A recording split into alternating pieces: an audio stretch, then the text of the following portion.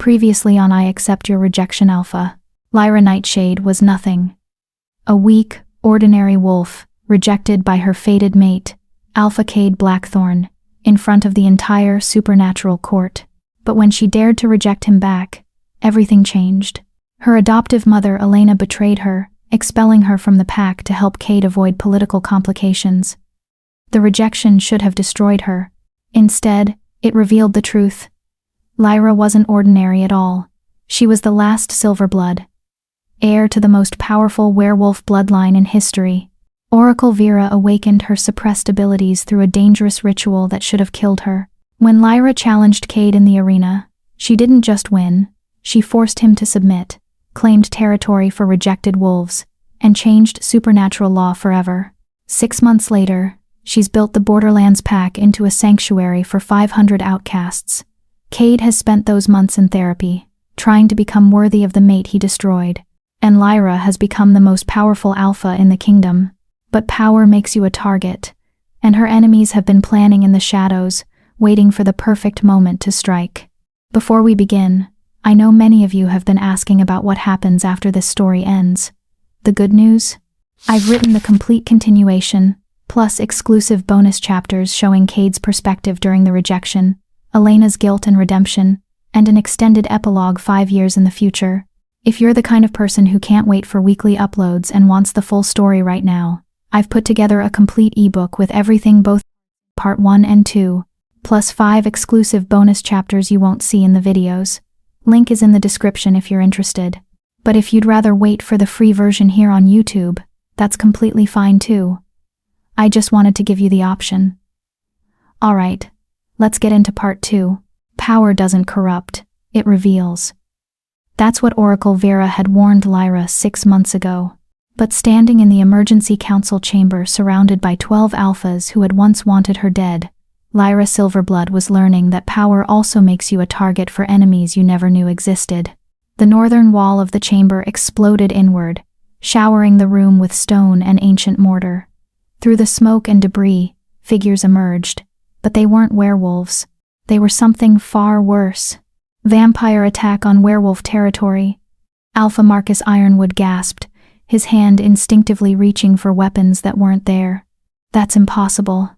The treaty, a voice like silk over razors interrupted, was signed 300 years ago by wolves who no longer exist. Times change, Alpha, and so do allegiances. The vampire who stepped through the rubble was beautiful in the way that predators are beautiful. All sharp edges and deadly grace. Her crimson eyes swept the room, lingering on Lyra with something that might have been recognition.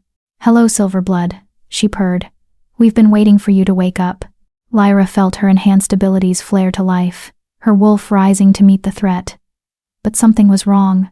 Her powers, the abilities that had made her nearly invincible 6 months ago, were flickering like a candle in a storm.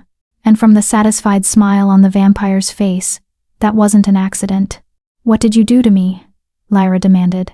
"Oh, we didn't do anything, yet," the vampire replied. "But your precious Oracle Vera? She's been very helpful in explaining exactly how to suppress a Silverblood's abilities. Turns out, all it takes is the right poison, and enough time to let it work through your system." Lyra's stomach dropped as she realized the truth. She'd been poisoned, and if her powers were failing now, surrounded by enemies in a room full of alphas who still resented her authority, she was about to find out if her pack would stand with her when she couldn't command them to. Chapter 1. 6 months of peace. 6 months earlier, the Borderlands had transformed from struggling refugee camps into something that resembled an actual functioning society. Lyra stood on the observation deck of what her pack members had started calling the Alpha's Tower. Though she'd tried repeatedly to get them to stop using such a grandiose title, and watched her territory come to life in the early morning light. 543 wolves called the Borderlands home now, rejected mates from across the kingdom, rogues who'd been cast out for crimes as simple as loving the wrong person, outcasts who'd never fit into traditional pack structures. They'd all come seeking sanctuary, and Lyra had welcomed every single one. "You're brooding again," a familiar voice said from behind her. Lyra didn't turn around. She didn't need to. What her enhanced senses told her exactly who had just entered her private space without bothering to knock. I'm not brooding, Arya. I'm contemplating. You're doing that thing where you stare dramatically into the distance and worry about whether you're doing enough. Arya Moonstone moved to stand beside her, her golden hair catching the sunrise. It's very noble and leadershipy, but also a little exhausting to watch. Despite herself, Lyra smiled. Arya had become one of her closest friends over the past 6 months, and development neither of them would have predicted that night in the tower, when Arya had brought her Celeste's journal. I got another letter from the Northern Alliance, Lyra said, pulling the folded parchment from her jacket. They're requesting that I stop accepting wolves from their territories. Said I'm destabilizing their pack structures by offering refuge to their problem members. By problem members, they mean wolves who dared to question their authority. Exactly. Lyra crumpled the letter in her fist. Alpha Vincent alone has lost 67 pack members to us in the last 3 months. They're all terrified that I'm building an army. Are you? The question hung in the air between them. Lyra looked out at her territory again. At the training grounds where rejected wolves were learning to defend themselves. At the council building where democratic decisions were made instead of alpha decrees. At the medical center that treated anyone, regardless of pack affiliation. I'm building something, she said finally. I'm just not sure what yet. A knock at the door interrupted them. Commander Hayes stepped in, his grizzled face showing the kind of concern that made Lyra's enhanced senses prickle with warning. My lady, he said formally, another title she'd tried and failed to discourage. We have a situation. What kind of situation? The kind involving your former pack leader and about 50 wolves requesting asylum. Lyra's heart stopped. Elena? She's waiting at the southern border with a group from the old Nightshade territory. Says she's formally requesting to join your pack. Hayes paused. She's also saying that Alpha Cade is planning something big, and she thought you should know. The walk to the southern border gave Lyra too much time to think. 6 months. That's how long it had been since she'd last seen Elena. The woman who had raised her, betrayed her, and then watched from the sidelines as Lyra transformed into something neither of them had anticipated. They'd exchanged a few letters in the intervening months. Stiff and formal things that danced around the gaping wound of their broken relationship without ever actually addressing it. And now Elena was here, asking for sanctuary in the territory Lyra had built from nothing. The irony was almost poetic. You don't have to see her if you're not ready, Arya said quietly, keeping pace beside her. I can handle the intake interview. Get the information about Cade's plans without you having to. No. Lyra's voice was firm. If Elena's here, it's because something scared her badly enough to swallow her pride and come to me for help. I need to know what that is. They reached the border checkpoint, where a temporary camp had been set up for the new arrivals. 50 wolves, some she recognized from her childhood, others who must have joined the Nightshade pack after her exile, stood in small clusters, looking exhausted and frightened. And at the center of them all, looking smaller and more fragile than Lyra remembered, was Elena. Their eyes met across the distance, and Lyra felt something crack in her chest. Not her anger, but that was still there, a constant ember that refused to die, but something else. The part of her that remembered being 5 years old and alone in a cave, terrified and traumatized, until Elena had found her and promised everything would be okay. Elena had broken that promise. But she'd also kept it for 17 years before the breaking. Lyra, Elena whispered as they approached. Then, remembering protocol, she straightened and spoke formally. Alpha Silverblood, I request sanctuary for myself and my people under the Borderlands asylum laws. Granted, Lyra said, the word coming out before she could second-guess it. Commander Hayes will process your intake paperwork and assign temporary housing. But first, you're going to tell me exactly what made you abandon your territory and come here. Elena's relief was visible, but it was quickly replaced by fear. It's Cade. He's been meeting with someone. I don't know who, but they're not Werewolf. The scent is all wrong, and he's been asking questions about you. About your abilities, your weaknesses, she faltered. About what, Elena? About whether there are any suppression spells that could temporarily neutralize Silverblood powers. Elena's voice dropped to barely a whisper, and when I confronted him about it, when I told him I wouldn't help him hurt you again, he He said I was no longer useful to him, that the Nightshade territory would be absorbed into his pack, and anyone who objected would be dealt with as rogues. Lyra felt her enhanced abilities flare with protective anger. He threatened your people? He did more than threaten. 3 of our pack members who refused to submit disappeared last week. We found their bodies yesterday, torn apart, and left at our border as a warning. Elena's hands were shaking. Whatever he's planning, Lyra, it's not just about you anymore. He's become something different. Something dangerous. Arya stepped forward, her tactical mind already working through the implications. If Cade's meeting with non-werewolves and asking about suppression magic, he's forming alliances outside our species. That violates at least 4 major supernatural treaties. Unless whoever he's meeting with is already in violation of those treaties, Lyra said slowly. Pieces of a puzzle she hadn't known existed starting to come together. Elena, you said the scent was wrong. What did it smell like? Elena shuddered. Death. Old death and something sweet underneath, like flowers over decay. Vampires, Commander Hayes growled. That's a vampire scent signature. The world seemed to tilt sideways as Lyra processed this information. Werewolves and vampires had maintained an uneasy peace for 3 centuries, ever since the Treaty of Blood Moon had established clear territorial boundaries and non-interference protocols. If Cade was breaking that treaty, this is bigger than pack politics, she said aloud.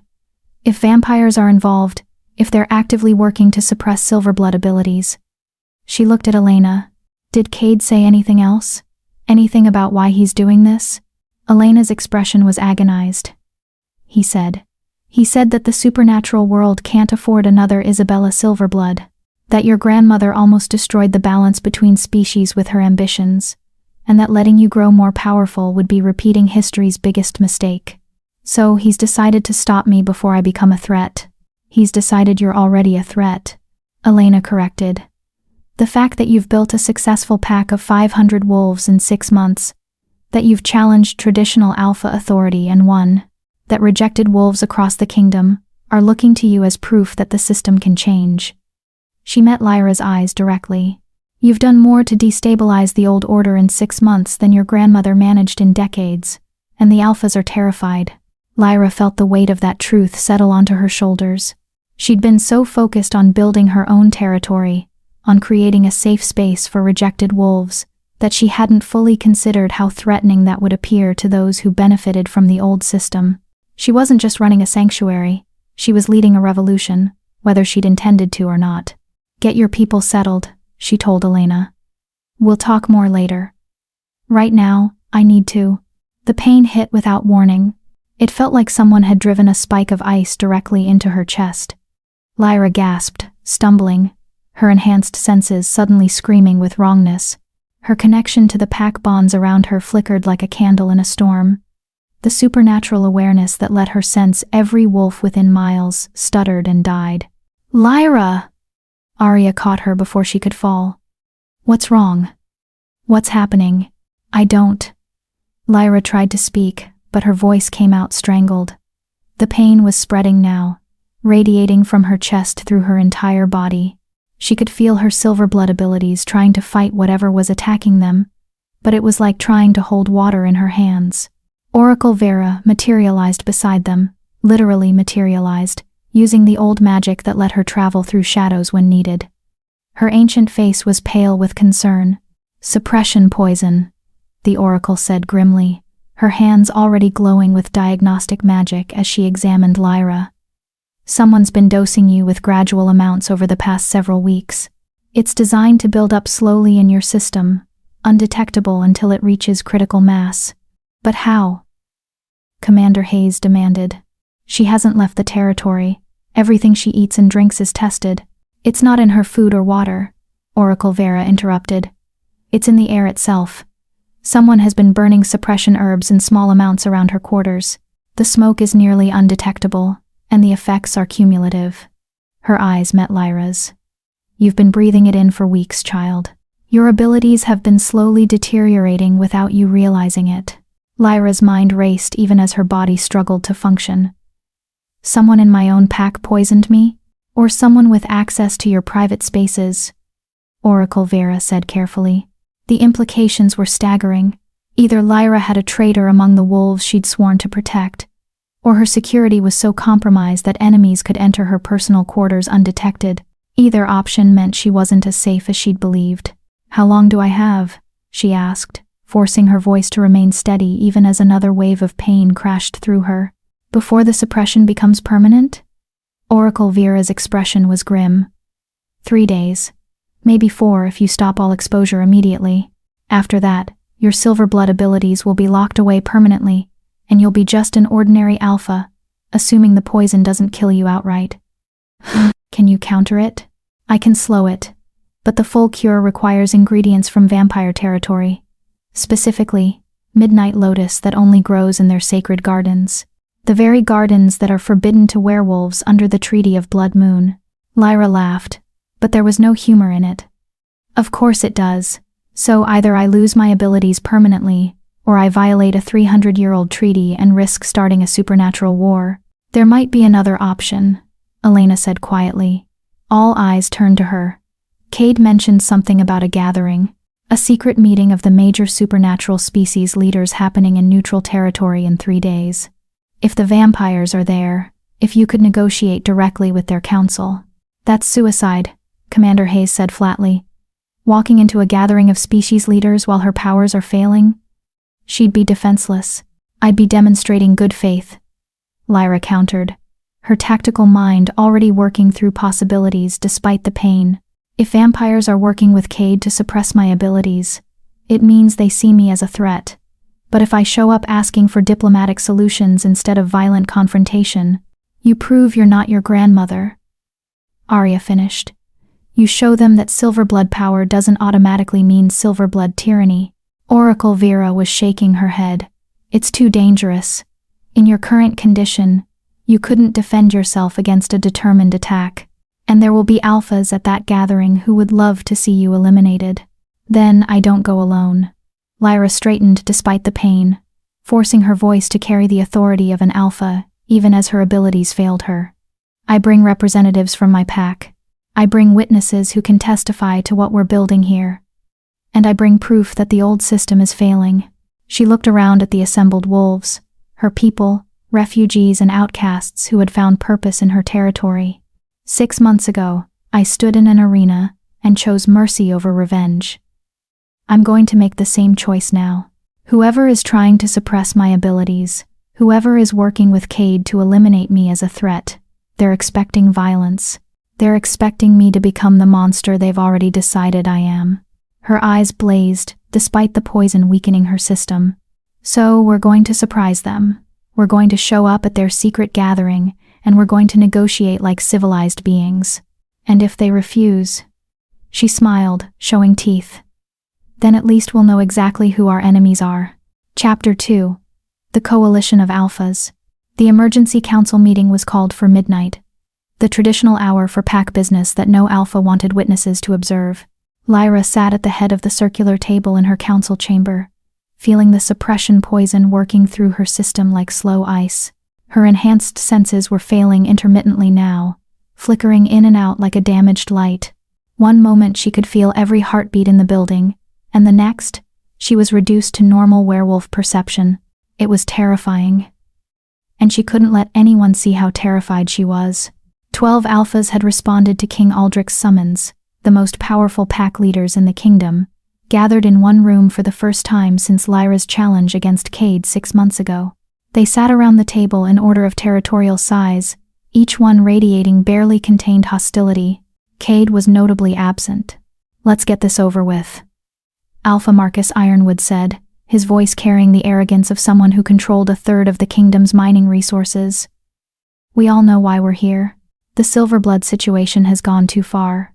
The Silverblood situation, Lyra repeated calmly, even though she wanted to show him exactly what a Silverblood could do when provoked. Is that what we're calling basic civil rights now? We're calling it what it is, destabilization. Alpha Vincent Shadowmere leaned forward, his dark eyes hostile. You've siphoned off over 300 pack members from our territories in 6 months. Wolves who took oaths of loyalty are breaking those oaths to join your little sanctuary. Wolves who were rejected, abused, or cast out are finding somewhere they're actually valued, Lyra corrected. If your pack members prefer my territory to yours, perhaps you should examine why that is. Perhaps we should examine whether you're using Silverblood compulsion to steal them. Alpha David Stormclaw interjected. How do we know these wolves are coming willingly? Your grandmother could command any wolf within her range. Maybe you're doing the same thing. The accusation hung in the air like poison, which, given Lyra's current condition, felt grimly appropriate. If I could command wolves against their will, she said quietly, do you really think I'd be sitting here negotiating with you? Or would I have simply taken control of your packs already? The logic was sound, but it didn't ease the tension in the room. King Aldrich, who had been watching the proceedings with his ancient, calculating eyes, finally spoke. The accusations of compulsion are serious. I propose we bring in Oracle Vera to test Alpha Silverblood's current abilities. If she's using supernatural coercion, it will be evident. Lyra felt her stomach drop. Oracle Vera could test her abilities and would immediately discover how compromised they were. The poison had her at maybe 40% capacity, and dropping, if the alphas learned she was vulnerable. But refusing the test would only confirm their suspicions. I have no objection to being tested, she said, meeting the king's eyes and seeing the trap he'd laid. He knew. Somehow, the ancient monarch knew she was poisoned, and he was forcing her to either reveal her weakness or appear guilty of compulsion. Excellent, King Aldrich said with a smile that didn't reach his eyes. Oracle Vera, if you would. The ancient shaman stepped forward from the shadows where she'd been observing. Her face revealed nothing as she placed her hands on either side of Lyra's head, channeling diagnostic magic that would reveal the truth to everyone watching. The silence stretched as Oracle Vera worked, her expression growing more concerned with each passing second. Finally, she stepped back. Alpha Silverblood shows no signs of using compulsion magic, she announced. In fact, her pack bonds with the Borderlands wolves are remarkably weak for a Silverblood, barely stronger than a normal alpha's bonds. If anything, she's using less supernatural coercion than most alphas in this room. The relief that flooded through Lyra was short-lived, because she understood what Oracle Vera had just done. By revealing her bonds were weak, the Oracle had explained away the effects of the poison without actually mentioning the poison itself. It was a masterful piece of misdirection, but it also meant admitting she was operating at a fraction of her potential power. Weak bonds? Alpha Marcus laughed. The legendary Silverblood has weak pack bonds? That's either the worst lie I've ever heard, or proof that she's not the threat we thought she was, or proof that I choose to lead through trust rather than supernatural domination. Lyra shot back.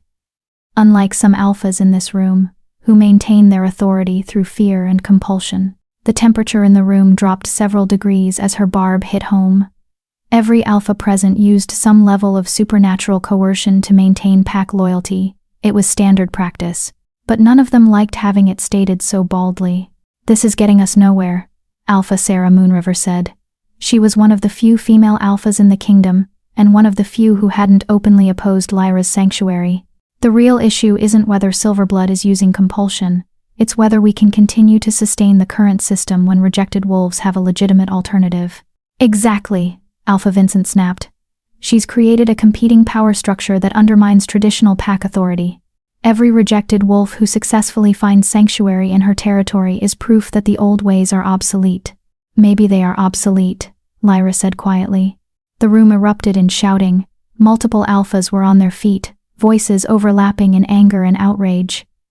King Aldrich let it continue for several moments before raising one hand for silence. Alpha Silverblood, the ancient monarch said carefully. Are you suggesting that the pack system that has governed werewolf society for millennia should be, what? Abolished? Reformed?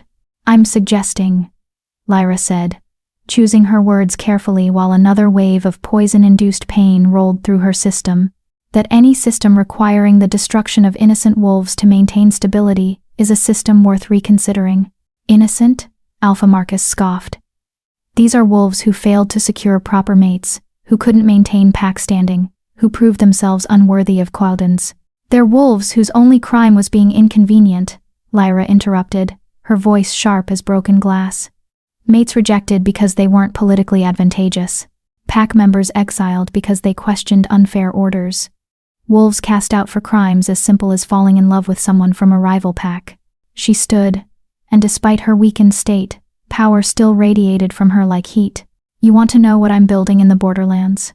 I'm building proof that your system is broken, that wolves can thrive without living in constant fear of rejection and exile. That strength comes from community, not domination. Idealistic nonsense, Alpha David muttered. Is it?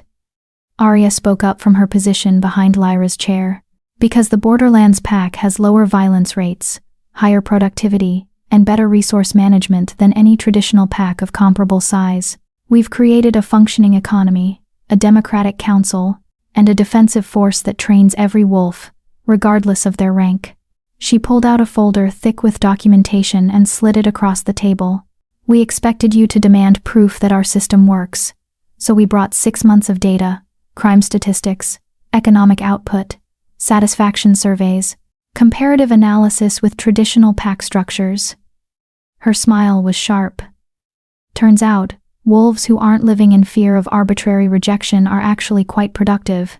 Alpha Marcus grabbed the folder and began leafing through it, his expression growing darker with each page. This can't be accurate. It's verified by 3 independent supernatural auditors, Arya replied. You're welcome to hire your own if you don't trust ours. The atmosphere in the room shifted. This wasn't the emotional plea of a revolutionary. This was hard data demonstrating that the Borderlands experiment was working better than traditional pack structures, which made it even more threatening. So what? Alpha Vincent demanded. So your little sanctuary has good statistics. That doesn't change the fact that you're stealing our pack members and undermining centuries of tradition. I'm not stealing anyone, Lyra said firmly. Under the revised mate bond laws that were established after my challenge, any wolf who is rejected has the legal right to claim sanctuary elsewhere. I'm simply providing that sanctuary. If you don't want to lose pack members, try not rejecting them in the first place. And what about wolves who aren't rejected? Alpha Sarah asked. We've had pack members leave to join you who had perfectly stable positions in their home packs. What's your justification for accepting them? It was a fair question, and Lyra had known it was coming. I accept any wolf who comes to me in good faith and agrees to follow Borderlands law, she said carefully. If a wolf feels unwelcome or unsafe in their home pack, I won't turn them away just because their alpha doesn't want to admit there's a problem. So, you're saying our pack structures are inherently abusive? Alpha Marcus's voice was dangerously quiet. I'm saying that any structure that can't retain members without supernatural coercion or threat of violence might have some issues worth examining. The table erupted again, multiple alphas shouting over each other. But underneath the chaos, Lyra's failing enhanced senses caught something else. A whispered conversation between 2 alphas, seated at the far end of the table. Meeting happens in 2 days. Cade promised the Vampire Council. Permanently weakened. We move. Her blood turned to ice. They were talking about the gathering Elena had mentioned, and they were coordinating with Cade's plans. She tried to focus her abilities to hear more clearly, but another wave of suppression poison crashed through her system. The whispers faded into unintelligible noise, and Lyra had to grip the table to stay upright. Oracle Vera was at her side instantly, steadying her with a hand that looked casual, but was actually supporting most of her weight. Perhaps we should table this discussion for now, the ancient shaman said loudly, covering for Lyra's moment of weakness. It's late, and these are complex issues that require clear heads. I agree, King Aldrich said, though his eyes were sharp on Lyra's pale face. We reconvene in 3 days to continue these negotiations. In the meantime, all packs will maintain current territorial boundaries and honor the asylum laws as written. All of it. It wasn't a solution, but it was a temporary peace. The alphas began filing out, still muttering among themselves, but Lyra noticed that 3 of them, Marcus, Vincent, and David, left together, their body language suggesting conspiracy. When the room had cleared except for her inner circle, Lyra finally allowed herself to sag into her chair. They're planning something, she said. Marcus and the others. They were talking about a meeting in 2 days and coordinating with Cade. The gathering, Elena confirmed from her position near the door. It has to be. Commander Hayes crossed his arms. So, We have 2 days to figure out who poisoned you, how to counter the suppression effects, and how to survive a gathering of supernatural leaders who may be actively plotting your assassination. Is that about right? Don't forget discovering which of my own pack members might be working with our enemies, Lyra added bitterly. The poison had to come from inside my territory. Not necessarily, Oracle Vera said thoughtfully. The suppression herbs are rare, but not impossible to obtain, and they can be smuggled in various ways, inside gifts, hidden in letters, even woven into clothing that releases the toxins slowly over time. Arya's eyes widened. The summit delegation 3 weeks ago. The Northern Alliance sent you a traditional ceremonial robe as a gesture of goodwill. You wore it to the territorial negotiations. Lyra's hand went to her chest, where the poison was even now working to destroy her abilities. The robe. I wore it for hours during the negotiations, and I've kept it in my quarters since then, releasing trace amounts of suppression herbs every time you came near it. Oracle Vera finished. Clever. Non-lethal amounts that would build up slowly without triggering any immediate alarms. So Cade and his allies have been planning this for weeks, Commander Hayes said. The poison, the gathering, the coordinated assault on your credibility. This isn't a spontaneous power grab. This is a carefully orchestrated campaign. Lyra felt the weight of it settling onto her already burdened shoulders.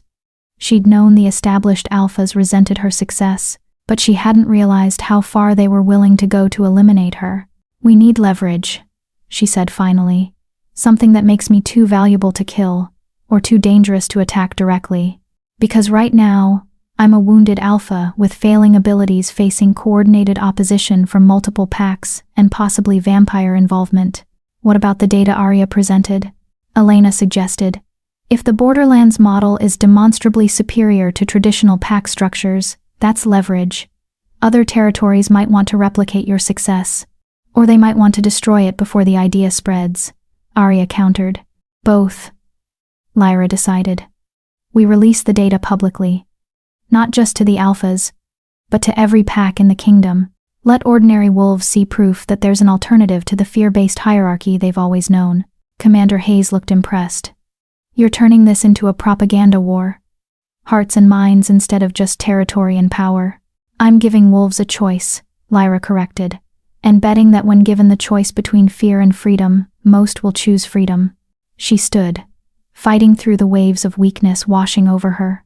Oracle Vera, you have 2 days to slow this poison enough that I can at least fake full abilities at the gathering.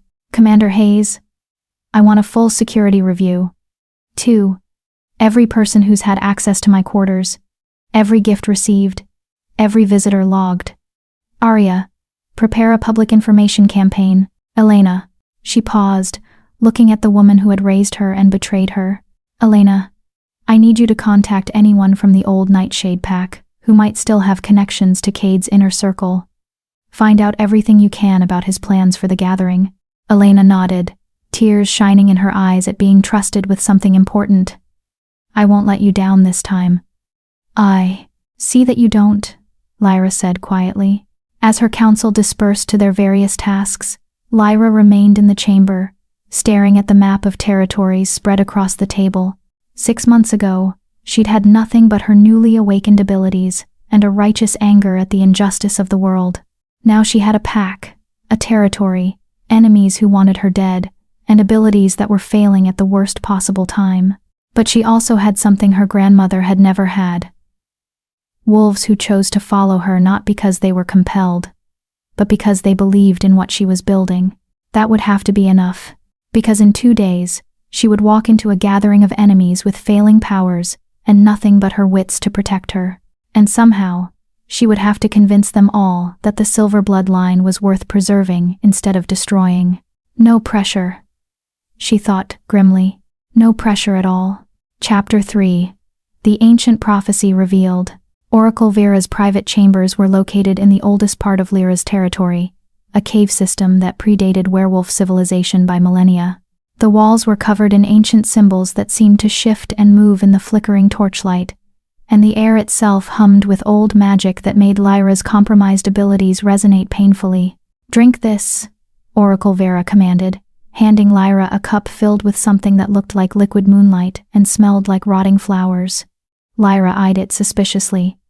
"What is it?" "Something that will either slow the poison's effects or kill you instantly." The oracle's expression was perfectly serious. "At this point, the odds are about 50-50 either way." "You're joking." "I never joke about potentially fatal medicine."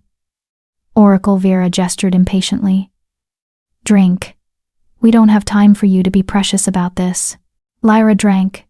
The liquid burned going down, and for a terrifying moment, she couldn't breathe. Her vision went white, then black, then exploded into colors that shouldn't exist. When she could finally see again, Oracle Vera was watching her with clinical interest. "Well," the ancient shaman said, "you're not dead. That's encouraging." "I hate you," Lyra gasped. "You'll hate me more in a moment. The antidote has a side effect. It temporarily strips away the mental barriers protecting you from your full heritage memories. Everything your grandmother knew, everything she experienced, everything she suppressed before she died." Oracle Vera's eyes glittered in the torchlight. "It's all about to come flooding back." "Wait, what?" The memories hit like a tidal wave. Lyra Silverblood, standing before the Council of Elders, 25 years old and radiating power that made the ancient wolves bow their heads in submission. "The supernatural world is fracturing," she declared, her voice carrying the weight of absolute authority. "Vampires encroach on our territories. Witches manipulate our pack bonds. Humans develop weapons that could destroy us all. If we don't unite under a single banner, we'll be picked off one by one, until our species is nothing but a footnote in history." "And you would be the one to unite us?" an elder asked skeptically. "You, a wolf barely past her first century, would presume to command alphas who have ruled for millennia?" Isabella's smile was sharp as winter moonlight. "I don't presume anything. I simply state facts. I am the strongest, the fastest, the most powerful werewolf born in 300 years. You can either accept my leadership willingly, or I can demonstrate why resistance is futile." The memory shifted, blurring into another scene. Isabella in combat with an alpha who had refused her authority. The fight lasted less than 30 seconds. When it was over, the alpha was dead, and Isabella was barely breathing hard. "Does anyone else wish to contest my right to lead?" she asked the assembled packs. Silence. Terrified. Absolute silence. Another memory. This one tinged with something that might have been regret. Isabella holding an infant, Lyra's mother, and staring down at the tiny face with an expression that mixed love with calculation. "You will be greater than I am," Isabella whispered to the baby. "I will make you into a weapon so perfect that no one will dare challenge our bloodline again." The memories came faster now, a lifetime of ambition and power and slowly growing paranoia compressed into seconds of overwhelming sensation. Isabella discovering the prophecy in ancient texts that no one had read in centuries. When the moon bleeds silver and the rejected rise, the last Silverblood will stand at the crossroads of annihilation and salvation. She will wield power enough to unite or destroy, to save or damn, to become the savior or the tyrant. Her choice will determine whether the supernatural world endures or falls into eternal darkness. Isabella's hands trembling as she read the words again and again, trying to understand their meaning. "A choice," she murmured. "Not a destiny, not a predetermined outcome. A choice." But which choice was the right one? The final memory was the worst. Isabella's last moments, surrounded by enemies who had finally gathered enough courage to move against her. "Please," she gasped, bleeding from a dozen mortal wounds while her 5-year-old granddaughter hid in the cave behind her. "The prophecy, you don't understand. One of my bloodline has to survive, has to be there when the darkness comes. If you kill us all, then the supernatural world will be free of Silverblood tyranny." Alpha Marcus Ironwood's grandfather said coldly. He was younger then, but his eyes held the same calculating cruelty. "Your ambition nearly destroyed us all, Isabella. We won't risk your granddaughter repeating your mistakes." "She's 5 years old," Isabella pleaded, showing vulnerability for perhaps the first time in her life. "She's innocent. She doesn't even know what she is yet." "Then she'll die innocent," one of the other alphas said. Better that than letting another Silverblood live to threaten us. Isabella's last act was to channel every remaining ounce of her power into the cave behind her, creating a barrier so strong that even a dozen alphas together couldn't break it. The spell would hold for 3 days, long enough for someone to find the child and save her, or long enough for the child to die alone in the dark. "I'm sorry," Isabella whispered with her last breath. Not to the alphas surrounding her, but to the granddaughter she would never see grow up. "I wanted to leave you a better world. Instead, I'm leaving you this nightmare. If you survive, if you live long enough to understand, please make better choices than I did." Lyra came back to herself, gasping, tears streaming down her face. Oracle Vera was holding her shoulders, keeping her grounded in the present. "Breathe," the ancient shaman commanded. "You're here, you're safe. The memories can't hurt you." "She knew," Lyra choked out. "My grandmother knew there was a prophecy, knew that one of her bloodline would have to make some kind of choice that would determine the fate of the entire supernatural world. And she still became a tyrant." Oracle Vera finished quietly. "Yes, because Isabella Silverblood believed that the only way to save the supernatural world was to control it absolutely. She couldn't conceive of any other path, and the alphas killed her for it." Lyra wiped her eyes roughly. "They murdered her and tried to murder me because they were terrified of what a Silverblood could become. Can you blame them?" Oracle Vera's voice was gentle but firm. "Your grandmother was powerful beyond measure, and she used that power to dominate every pack within her reach. She believed she was saving werewolves, but from the outside, she looked like a conqueror building an empire. But the prophecy," Lyra said, struggling to process everything she'd just experienced. "It mentioned darkness, some kind of threat that would require a Silverblood to face. Do you know what it was referring to?" Oracle Vera was quiet for a long moment. When she spoke, her voice carried the weight of terrible knowledge. "The vampires have their own prophecy," she said finally. "One that speaks of a blood moon rising when the supernatural world is at its weakest. When that moon rises, the first vampire, the progenitor of their entire species, sealed away for millennia, will break free of his prison." Lyra felt ice settle into her stomach. And he will consume everything. Werewolf, witch, human, it won't matter. The first vampire is hunger given form, power without conscience. When he was sealed away 3,000 years ago, it took the combined might of every supernatural species working together to imprison him. Oracle Vera's ancient eyes met Lyra's. "Your grandmother discovered references to his potential return. That's part of why she was so desperate to unite the werewolf packs. She believed that when the first vampire rose again, only a unified supernatural world would have any chance of stopping him. But instead of explaining that, she just tried to conquer everyone. She tried, she failed, and in failing, she made it nearly impossible for any Silverblood who came after her to be trusted with leadership." Oracle Vera's expression was grim. "Which brings us to you, standing at the exact crossroads the prophecy predicted. The supernatural world is fracturing, vampires breaking treaties, werewolf packs fighting among themselves, witches retreating into isolation, and somewhere, in some sealed prison that we don't fully understand, the first vampire is growing stronger." Lyra's mind was racing. The gathering in 2 days, Cade's alliance with vampires, the coordinated effort to suppress my abilities. She looked up sharply.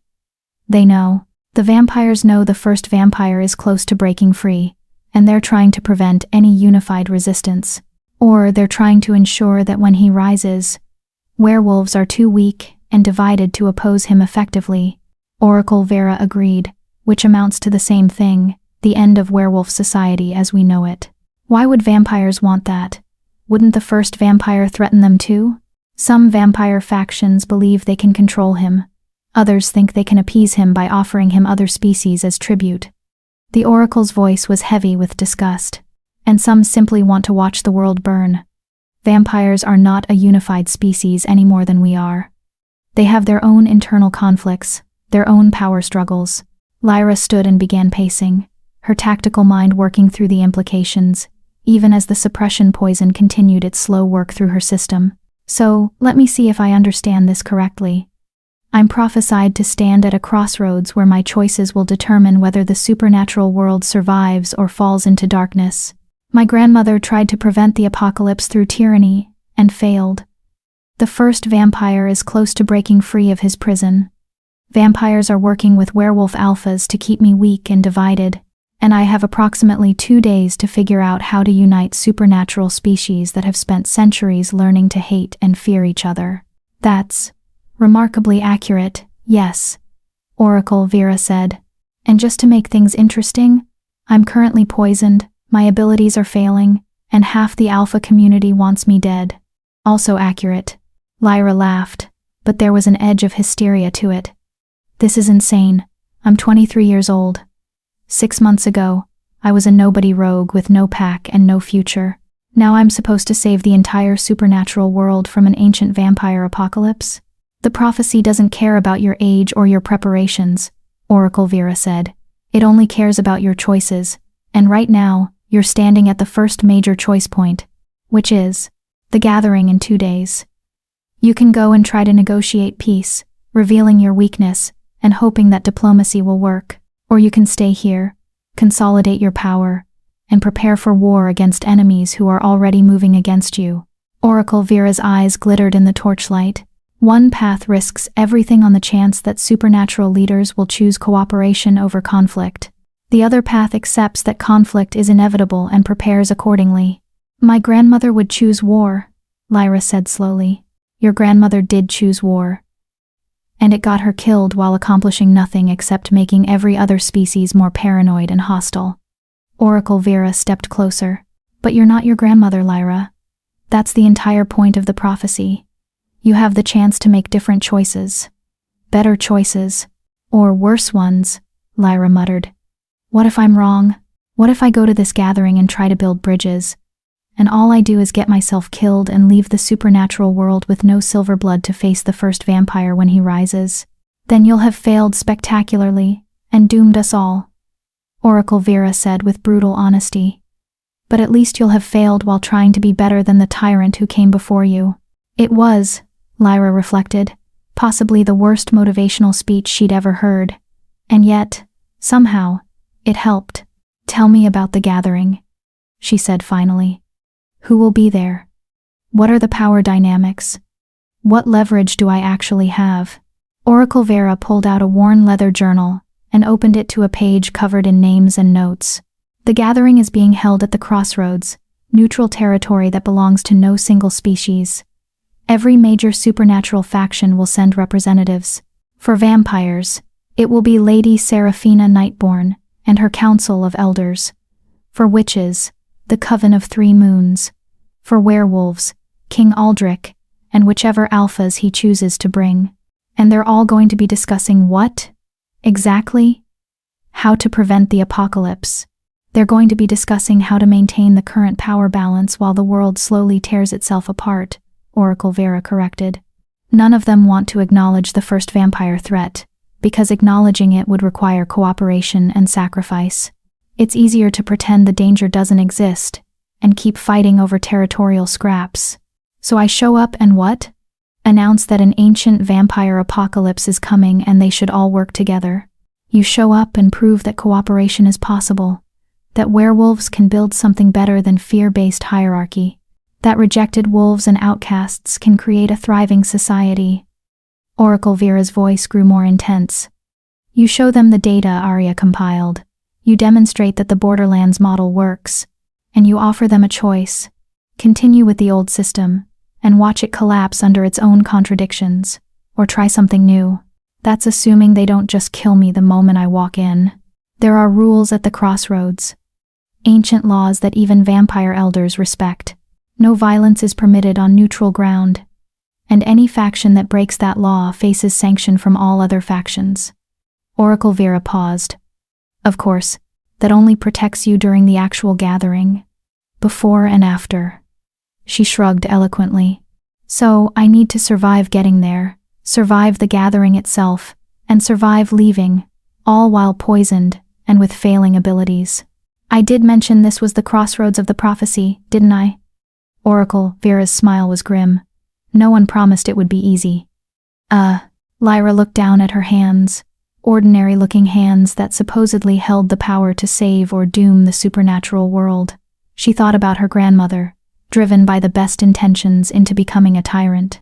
She thought about the 500 wolves in her territory who had trusted her to build something better.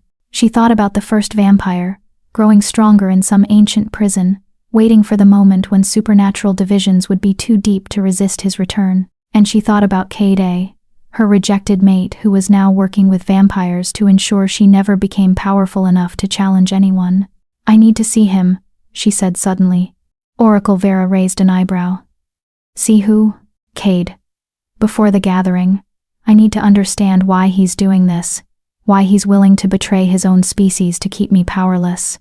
Lyra met the Oracle's eyes. "Because if I'm going to convince a room full of supernatural leaders to work together, I need to start by understanding why my own mate is working so hard to destroy me." "That's either very wise or very foolish," Oracle Vera observed. "Probably both," Lyra agreed. "But it's the choice I'm making.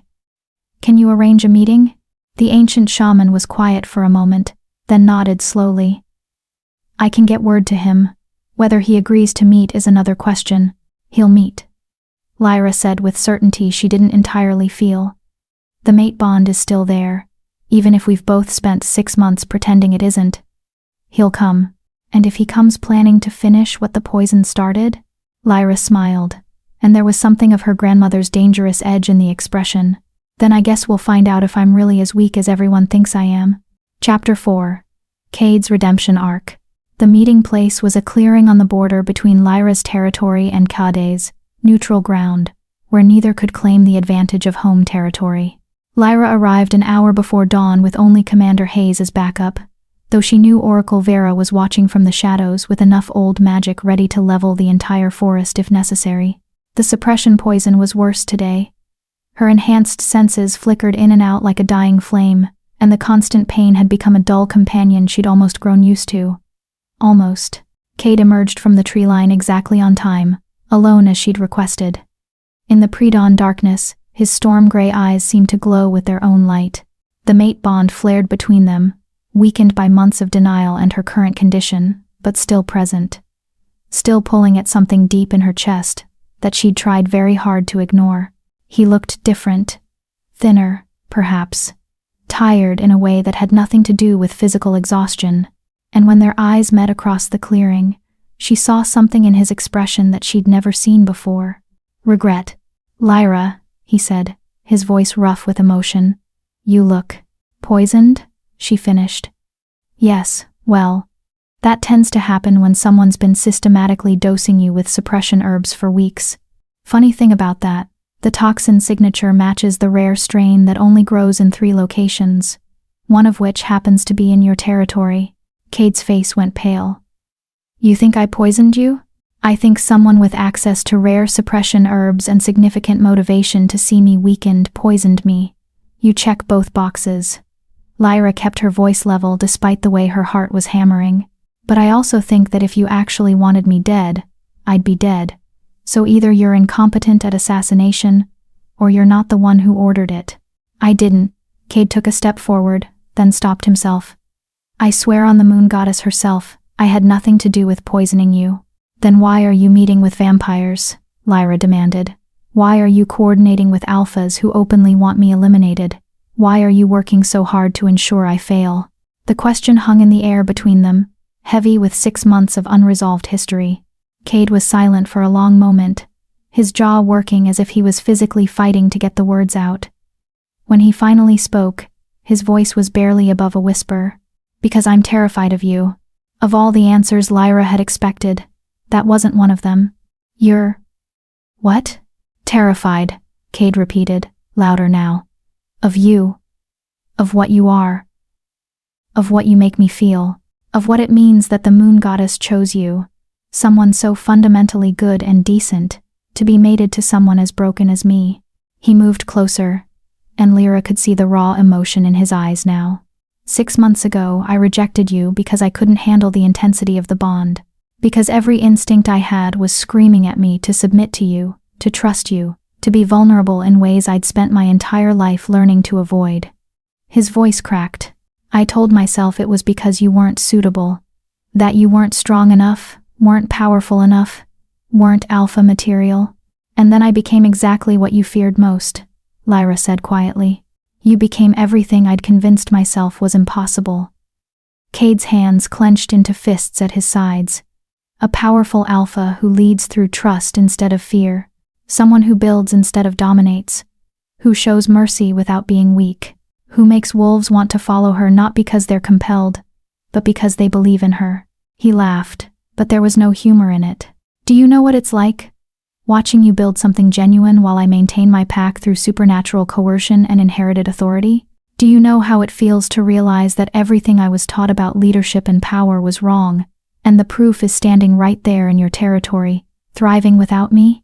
Then why fight it? Lyra asked. Why work with vampires and conspirators to tear down what I'm building? If you see that it works, if you understand that there's a better way, because I'm a coward, Cade said flatly. Because it's easier to destroy what you've built than to admit I've wasted 30 years of my life being exactly the kind of alpha that makes rejected wolves need sanctuaries in the first place. The admission seemed to cost him something. He sank down onto a fallen log, looking more defeated than she'd ever seen him. The vampires approached me 3 months ago, he said quietly. Lady Seraphina herself. She said she had information about a prophecy, about a threat that required all supernatural species to work together to prevent. She said the key was ensuring that werewolves didn't fall under the control of another Lyra Silverblood. She convinced you I was becoming my grandmother, Lyra said. She showed me what your grandmother did, the packs she destroyed, the alphas she killed, the wolves who died resisting her tyranny. Cade's voice was hollow. And then she showed me your territory. 500 wolves in 6 months. Democratic councils and reformed pack bonds and all these changes happening so fast. She said history was repeating itself, that you'd start with noble intentions and end as a tyrant just like Isabella did. And you believed her. I wanted to believe her, Cade corrected. Because if you were becoming a tyrant, then I was justified in rejecting you. If your system was doomed to fail, then I didn't have to face the fact that mine is already failing. He looked up at her, eyes bright with unshed tears. But I've been watching you, Lyra. Really watching. And nothing you've done looks like tyranny. It looks like hope. Like genuine change. Like everything I'm supposed to be as an alpha but never learned how to become. Lyra felt her anger warring with something else. Something that might have been understanding. Or perhaps just exhaustion from carrying rage for 6 months. So, why keep working with them? She asked. If you realize the vampires were manipulating you, why continue coordinating with alphas who want me dead? Because I'm in too deep to back out safely. Cade's voice turned bitter. I made deals, Lyra. Promised things. The vampires have information about my pack. Axe secrets that could destroy me if they were made public. And the Alpha Coalition? They see me as their inside man. Someone with intimate knowledge of you because of our mate bond. If I try to withdraw now, I become a liability to both sides. He stood and moved closer, close enough that she could feel the heat of his body despite the cool pre-dawn air. I didn't order the poisoning. I swear that to you, but I know who did. His voice dropped even lower. Alpha Marcus Ironwood has been making deals with a vampire faction that wants to ensure the supernatural world remains divided. They believe that a unified werewolf nation under Silverblood leadership would threaten vampire territory claims. So they're working to eliminate you before you can grow strong enough to challenge them. And the gathering in 2 days? Is a trap, Cade said bluntly. Multiple factions planning to move against you simultaneously. The neutral ground laws will protect you during the meeting itself, but getting there and leaving afterward. He shook his head. They've planned ambush points along every likely route. Even with your full abilities, it would be dangerous. In your current poisoned state, it's suicide. Lyra felt the weight of prophecy pressing down on her shoulders. Oracle Vera had been right. This was the crossroads. She could stay in her territory and try to weather whatever was coming, or she could walk into the trap and attempt to change the game entirely. Why are you telling me this? She asked. If you're in too deep to back out, why warn me about the ambush? Cade reached out slowly, giving her time to pull away, and took her hand. The mate bond flared between them, and Lyra felt her weakened abilities resonate with his alpha power in ways that made her breath catch. "Because 6 months of therapy and self-reflection has taught me something important," he said quietly. "I can choose to be better. I can choose to stop being the coward who destroys things because he's afraid of change. I can choose to be worthy of the mate the moon goddess gave me, even if that mate can never forgive me for what I've done." He squeezed her hand gently. "I'm not asking for forgiveness, Lyra. I know I don't deserve it, but I am asking for a chance to help you survive what's coming. Let me be the inside man for your side instead of theirs. Let me feed you information about their plans, their movements, their weaknesses." "Why should I trust you?" Lyra asked, even as part of her desperately wanted to. "Because the mate bond is still there," Cade said simply. "You can feel it as clearly as I can. And mate bonds don't lie about fundamental character. Yes, I'm broken and scared, and have spent most of my life making terrible choices, but I'm not evil, Lyra. I'm just lost. And you're the first wolf in my entire life who's made me think I could find my way to something better."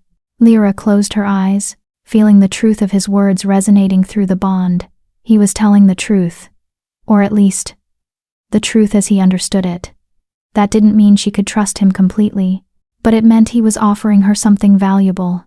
Information from inside the enemy coalition. "Tell me everything," she said finally. "Every detail about the gathering, the ambush plans, the factions involved. And then we'll see if you're serious about choosing to be better." Relief flooded Cade's face. "Thank you. Don't thank me yet," Lyra interrupted. "Because if this is another manipulation, if you're playing me to get closer so you can finish what the poison started, I promise you won't live long enough to regret it." "Fair enough." Cade pulled out a leather folder thick with documents. "I've been keeping records. Everything I know about the vampire factions, the alpha conspirators, their plans for the gathering. It's all here." As he began explaining the contents, Lyra's tactical mind started working through implications and possibilities. The trap was complex.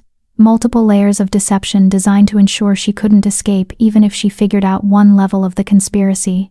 But knowing it was a trap changed everything. "The ambush happens on the Western Road," Cade was saying, pointing to a map. "They're expecting you to take the most direct route, traveling in daylight with maximum security. 20 wolves waiting in concealment, coordinated with vampire scouts to track your movements." "What about the Eastern Pass?" Lyra asked. "Considered too dangerous because of the cliff roads. They're assuming you won't risk it, especially not in your weakened condition." Cade looked up. "But if you traveled at night, with a small fast group instead of a large slow convoy, we could bypass the ambush entirely," Lyra finished. "Get to the crossroads before they even realize we're coming. It's risky. The Eastern Pass is treacherous even in good conditions. And walking into a coordinated ambush isn't risky?" Lyra smiled grimly. "Besides, I've spent 6 months building a pack of wolves who were told they weren't good enough. Turns out, rejected wolves are excellent at doing things people assume they can't." Cade studied her face in the growing dawn light. "You're actually going to the gathering. Even knowing it's a trap, even poisoned and weakened, you're still going." "I don't have a choice," Lyra said quietly. "There's a prophecy, Cade.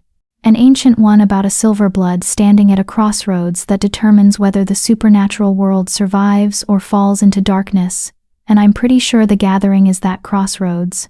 She explained what Oracle Vera had told her about the first vampire, about her grandmother's failed attempt to unite the supernatural world, about the choice she had to make between following Isabella's tyrannical path or trying something new. Cade listened in growing horror. "The first vampire is real? I thought that was just a myth vampires used to scare their children." "Apparently not. And apparently, some vampire factions are actively working to ensure the supernatural world is too divided to resist when he breaks free." Lyra's voice hardened. "Which makes every alpha and vampire working to keep me weak and isolated, a collaborator in species-wide suicide." "They don't know," Cade said urgently. "The alpha's working with Marcus. They think this is just about maintaining traditional power structures. They have no idea about the first vampire threat. Then, I need to make them understand at the gathering." Lyra squared her shoulders despite the pain coursing through her system. I need to prove that cooperation is possible, that my model works, that we can build something better than fear-based hierarchy. And I need to do it while poisoned, surrounded by enemies, with a mate who spent 6 months trying to destroy me. She looked at Cade directly. So here's the real question. Are you actually willing to help?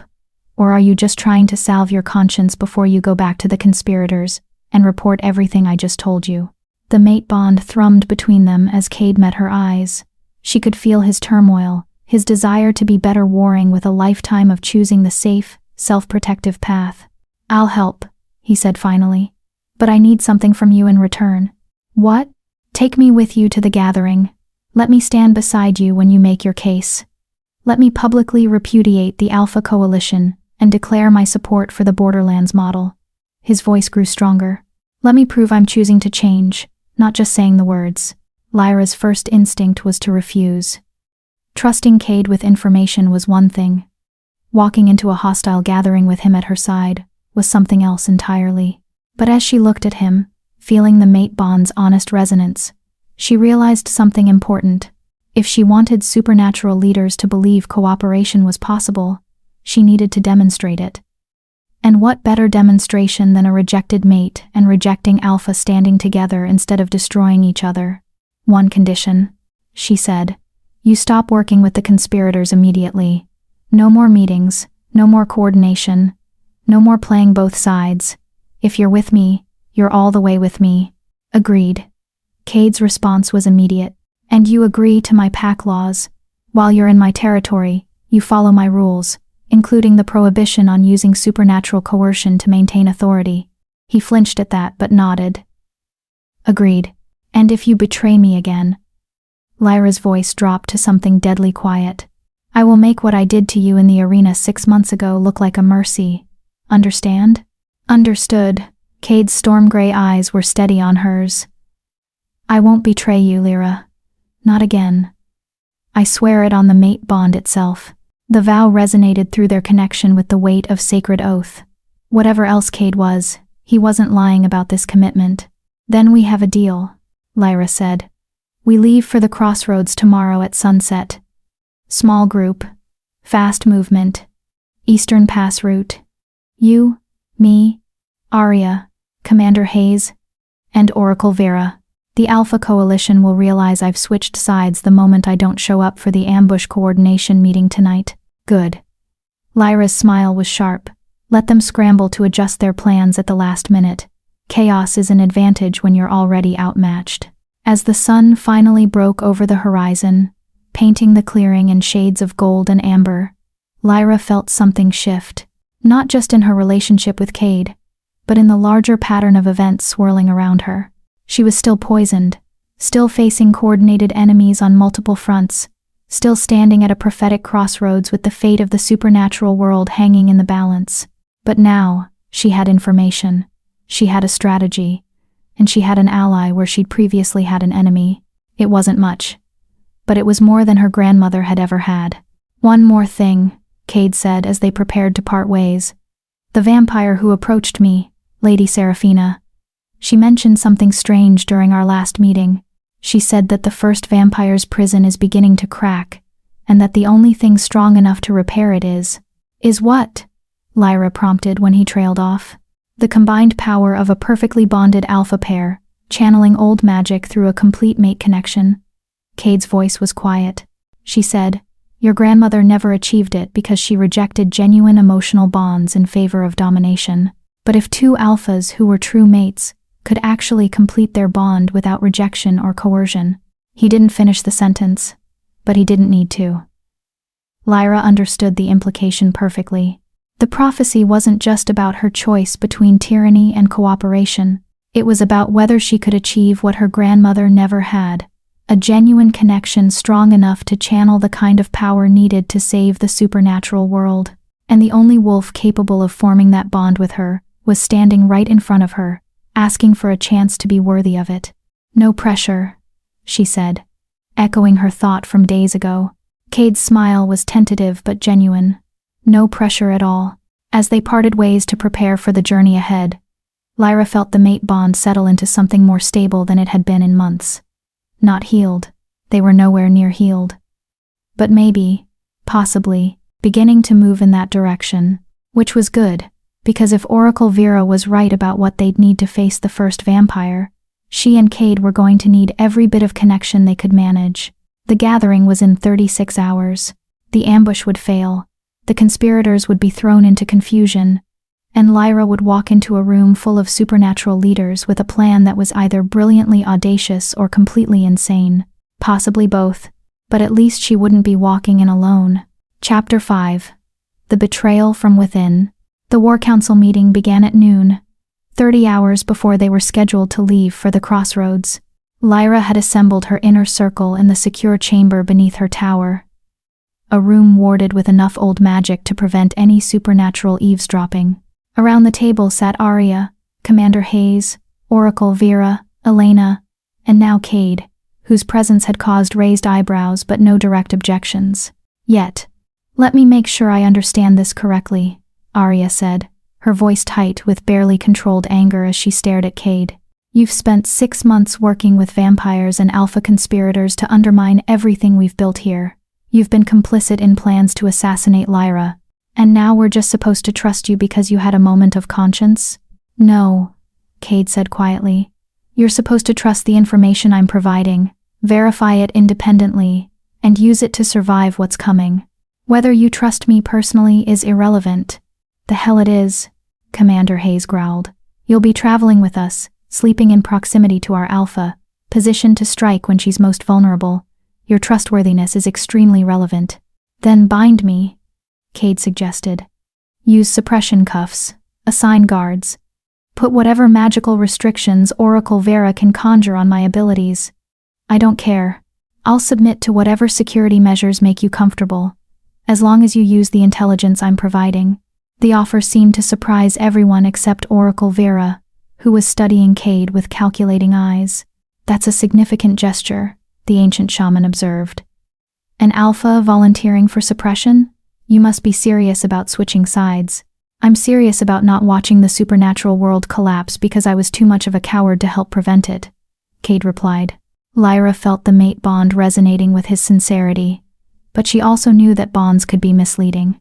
Cade believed what he was saying, but that didn't mean he wouldn't change his mind again when things got difficult. "We'll discuss security protocols later," she said, cutting off the brewing argument. "Right now, we need to focus on the intelligence. Cade, walk us through the ambush plans again. Everything you know." As Cade began explaining the details using the maps he'd brought, Lyra watched her counsel's reactions carefully. Arya was taking notes with mechanical precision, her face revealing nothing. Commander Hayes was marking tactical positions on a separate map, his military mind already working through counter-strategies. Elena was listening intently, occasionally asking clarifying questions about specific alphas or locations. And Oracle Vera. Oracle Vera was watching Lyra instead of Cade, her ancient eyes knowing in ways that made Lyra uncomfortable. "The vampire scouts are the real problem," Cade was saying. "They can track movement in ways werewolves can't, and they're coordinating with the ambush teams via some kind of blood magic communication. Even if you bypass the Western Road, they'll adjust once they realize you're not coming that way. Unless we give them something else to track," Arya said suddenly. "A decoy convoy on the Western Road, while the real group takes the Eastern Pass. That would require splitting our forces," Commander Hayes objected. "We're already operating with minimal security. Dividing further might be exactly what we need," Lyra interrupted, seeing where Arya was going. "The conspirators are expecting me to travel with maximum protection because I'm weakened. If we send a heavily guarded convoy on the obvious route, while a small, fast group slips through the dangerous pass, the ambush triggers on the decoy, and by the time they realize their mistake, you're already at the crossroads under neutral ground protection," Arya finished. "It could work," Cade said slowly, "but you'd need the decoy to be convincing. A closed carriage that could plausibly contain an alpha. Enough guards to suggest you're taking the threat seriously. And someone willing to risk being the bait," Commander Hayes added grimly. "I'll do it," Elena said immediately. Every eye turned to her. She was sitting at the far end of the table, looking smaller and more fragile than Lyra remembered from childhood. But her voice was steady. I'll ride in the carriage as the decoy, Elena continued. I'm the right build to pass for Lyra at a distance, and… She met Lyra's eyes directly. And I owe you a debt that can never be fully repaid. Let me do this. Let me help protect you the way I should have 6 months ago. Lyra felt something complicated twist in her chest. Part of her wanted to refuse, to not give Elena the chance at redemption. But the tactical part of her brain recognized that Elena's offer made strategic sense, and the part of her that remembered being 5 years old and alone in a cave wanted to believe that the woman who had raised her could still choose to do the right thing. The ambush won't be gentle, she said carefully. They're planning to overwhelm with numbers and kill quickly. Even when they realize it's not me in the carriage, they might not stop until everyone in the convoy is dead. I understand the risks, Elena said. I'm volunteering anyway. Then we'll need to make the decoy convoy actually defensible, Commander Hayes said, already adjusting his tactical plans. 40 wolves, mixed combat specialties, with fallback positions planned along the western road. We make them work for it, buy enough time for the conspirators to commit fully before they realize it's a feint. And we'll need a driver who knows the eastern pass intimately, Oracle Vera added. Those cliff roads are treacherous even in daylight. At night, with a small group moving at speed. She shook her head. One wrong turn and we're all dying in a ravine instead of at the crossroads. I know someone, Arya said quietly. A rejected wolf who joined us 3 months ago. She's from the mountain packs originally. Grew up on those roads. If anyone can navigate the eastern pass at night, it's her. Then we have the framework of a plan, Lyra said. Decoy convoy leaves at dawn, takes the western road with maximum visibility. Real group leaves at dusk, travels light and fast on the eastern pass. We arrive at the crossroads just after midnight, ahead of schedule, and from an unexpected direction. She looked around the table at faces that ranged from determined to terrified. This is dangerous. If anything goes wrong, if the vampires realize the deception too quickly, if the eastern pass is more treacherous than we anticipate, if the conspirators have backup plans we don't know about, people are going to die. Her voice grew harder. I won't force anyone to come. This is volunteer only. I'm in, Arya said immediately. As am I. Commander Hayes agreed. I'm always in, Oracle Vera added, with a dry smile. I volunteer for the decoy convoy, Elena repeated. All eyes turned to Cade, who had been listening to the planning with growing respect for the tactical sophistication of Lyra's counsel. I'm with you, he said simply. Real group, Eastern Pass. Wherever you're going, that's where I need to be. Lyra felt the mate bond pulse with his commitment. Then were decided. Arya, start organizing the decoy convoy and brief Elena on what she needs to know. Commander Hayes, select the real group. Experienced fighters who can move fast and quiet. Oracle Vera, any magical protections you can prepare for the Eastern Pass journey would be appreciated. Cade, a knock at the chamber door interrupted her. Everyone tensed. This room was supposed to be secure, with strict orders that no one was to disturb the War Council. Commander Hayes moved to the door, his hand on his weapon. Who is it?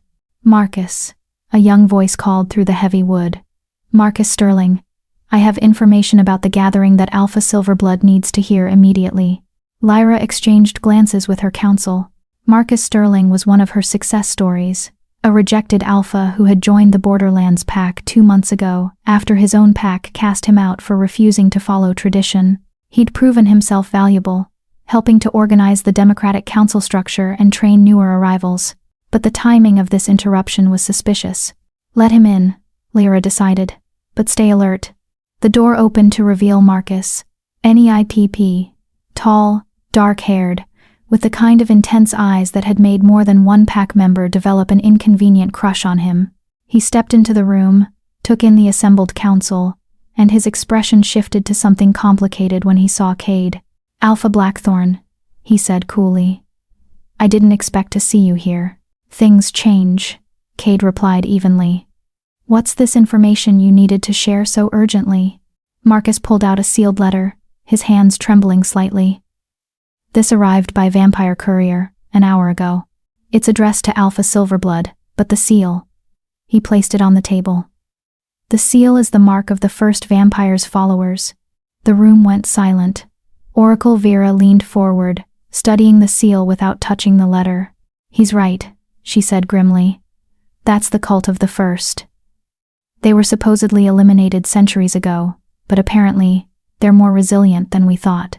Lyra reached for the letter, but Oracle Vera caught her wrist. "Wait. Let me check it for curses first." The cult is known for weaponizing their correspondence. After several tense minutes of magical examination, Oracle Vera nodded.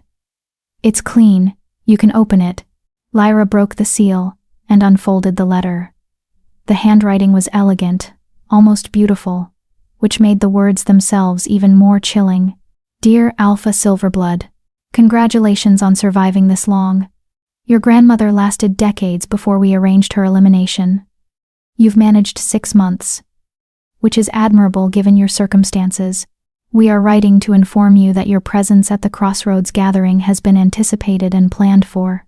Every route you might take, every ally you might recruit, every strategy you might employ, all have been accounted for in our calculations. You are walking into a trap from which there is no escape, but we are offering you an alternative. Join us. Acknowledge that the first vampire's return is inevitable, and position yourself on the winning side. Help us prepare the supernatural world for his reign, and you will be granted a position of power in the new order. Resist, and you will die with everyone else who clings to the obsolete dream of species cooperation. The choice is yours, but you have until the gathering to decide. Choose wisely, little Silverblood. The old world is ending. The only question is whether you end with it. Eternally yours. The Council of First Blood." Lyra read the letter twice, then handed it to Arya, who shared it with the rest of the council. The reactions ranged from anger to fear to, in Cade's case, something that looked like guilt. "They know we're coming," Commander Hayes said flatly. "The decoy plan, the Eastern Pass, they know all of it." "Not necessarily," Oracle Vera countered. "This letter is deliberately vague. Every route, every strategy, that could mean they have specific intelligence, or it could be psychological warfare designed to make us second-guess ourselves into paralysis. Or it could mean we have a spy in our inner circle," Arya said, looking pointedly at Cade. "Someone who's been feeding them information." "It's not me," Cade said, his voice tight. "I swear." "Your oath means nothing," Marcus interrupted, his voice cold. "You've already betrayed Alpha Silverblood once. Why should we believe you won't do it again?" The accusation hung in the air. Lyra felt the mate bond resonating with Cade's genuine distress, but she also couldn't ignore the logic. Cade had access to everything they'd discussed, if he was still playing both sides. But then something clicked in her mind. "Something about the timing, Marcus," she said slowly. "How did you know Alpha Blackthorn was here? This meeting was confidential. We told no one outside this room that Cade would be joining us." Marcus's expression flickered for just a moment, too fast for a human to catch, but Lyra's enhanced senses, even compromised, caught it. Fear, calculation, and underneath it all, resignation. "I saw him arrive earlier," Marcus said, but his voice had lost its certainty. "No, you didn't," Commander Hayes said, catching on to what Lyra had spotted. "Cade entered through the shadow passages using Oracle Vera's magic. No one saw him arrive. The only way you could know he was here is if someone told you, or if you've been monitoring this room somehow." The temperature in the chamber seemed to drop as everyone turned to look at Marcus. His handsome face had gone pale, and his hand was moving slowly toward his jacket. "Don't," Lyra said quietly, her weakened abilities still strong enough to flood the room with alpha command. "Whatever you're reaching for, leave it where it is." Marcus's hand froze. For a long moment, no one moved. Then he laughed. A bitter, broken sound that echoed off the stone walls. "Of course you figured it out. I should have known better than to underestimate a Silverblood, even a poisoned one." His shoulders slumped in defeat. "Yes, I've been monitoring the room. Blood magic ritual the vampires taught me lets them hear everything discussed in spaces I've marked with my blood. They know about your plans. All of them." The betrayal hit harder than it should have. Lyra had known intellectually that she might have spies in her organization, but Marcus, A rejected alpha who'd seemed so genuine, so committed to the Borderlands vision. Why? She asked, her voice barely above a whisper. You were rejected by your own pack. You know what that pain feels like. Why betray other rejected wolves? Marcus's laugh was bitter. Because I wasn't actually rejected, Alpha. I was planted. The whole story about being cast out for refusing tradition? Fabricated. I'm a deep cover agent for the Vampire Council, placed here 2 months ago to feed them intelligence and sabotage your operations when necessary. He looked around the room at the shocked faces. You want to know the real joke? I actually started to believe in what you were building. The democratic councils, the pack bonds based on trust instead of coercion, the genuine community you've created. His voice cracked. I started to believe maybe there was another way. Maybe I could be more than just a vampire's puppet. Then why not switch sides? Arya demanded. Why not come to us, explain the situation, help us root out the conspiracy? Because they have my sister, Marcus said flatly. She's being held in vampire territory as insurance against my loyalty. If I betray them, she dies. If I die without completing my mission, she dies. If I try to rescue her, she dies. His eyes met Lyra's. They've thought of everything, Alpha. Every possible contingency. Every potential betrayal. They've been planning your elimination for months. And I'm just one piece of a much larger operation. The silence that followed was oppressive. Finally, Oracle Vera spoke. How much do they know? Everything discussed in this room for the past 2 months, Marcus admitted. Including today's planning session. They know about the decoy convoy, the Eastern Pass route, Elena's volunteer as bait. They know Cade switched sides. They know about the suppression poison, and how compromised Lyra's abilities are. They know, he faltered. They know about the prophecy, about the first vampire's prison weakening, about the mate bond power needed to repair it. Then we're compromised on every level, Commander Hayes said grimly. Every plan we make, they'll know about. Every route we take, they'll anticipate. We're playing a game where the other side can see all our cards. Not all our cards, Lyra said slowly, an idea forming. They can see what we discuss in this room, but they can't read our minds. They can't know what we're planning if we don't discuss it out loud. She looked at Marcus directly. You said you started to believe in what we're building. Was that true, or was it part of the deception? It was true, Marcus said quietly. For what that's worth. Then here's what's going to happen, Lyra said, her voice taking on the weight of Alpha Command. You're going to continue feeding the vampires information. But from now on, you're going to feed them what I want them to know. Disinformation, false plans, manufactured intelligence that sends them preparing for the wrong scenarios. She turned to Oracle Vera. Can you keep him from communicating anything we don't want him to share? Some kind of selective binding that lets him control exactly what information gets through his blood magic link? The ancient shaman was already nodding. It's complex magic, but yes, I can create a filter that lets him send only what we approve, while blocking everything else. The vampires won't know their intelligence has been compromised unless we want them to. You'd do that? Marcus asked, clearly shocked. After I betrayed you, you'd trust me to be a double agent? I don't trust you, Lyra corrected. But I trust Oracle Vera's magic, and I trust your desire to save your sister. Help us win at the crossroads, help us survive what's coming, and I promise you, we will get your sister back. The vampires will kill her the moment they realize I've turned. Not if we move fast enough, Kate interrupted. I know where the Vampire Council keeps their leverage prisoners. It's part of why they wanted me involved. Needed a werewolf who could navigate their security protocols. I can get your sister out, but only if we move during the gathering when their attention is divided. Marcus looked between Lyra and Cade, hope and disbelief warring on his face. You'd risk a rescue operation in the middle of everything else? Why? Because that's what we do here, Arya said firmly. We don't abandon pack members, even ones who betrayed us. If your sister is being held hostage, she's a victim too. We protect victims. The words seemed to break something in Marcus. He sank into a chair, his face in his hands. I've been reporting on you for 2 months, he said, his voice muffled, helping them target your weaknesses, contributing to plans that would have gotten you all killed. And you're still willing to help me? We're willing to help your sister, Lyra corrected. Whether you personally get forgiveness or just get to live with what you've done, that's something you'll have to work out with yourself and with this pack over time. She looked around at her council. Here's the new plan. Oracle Vera, you work with Marcus to set up the disinformation campaign.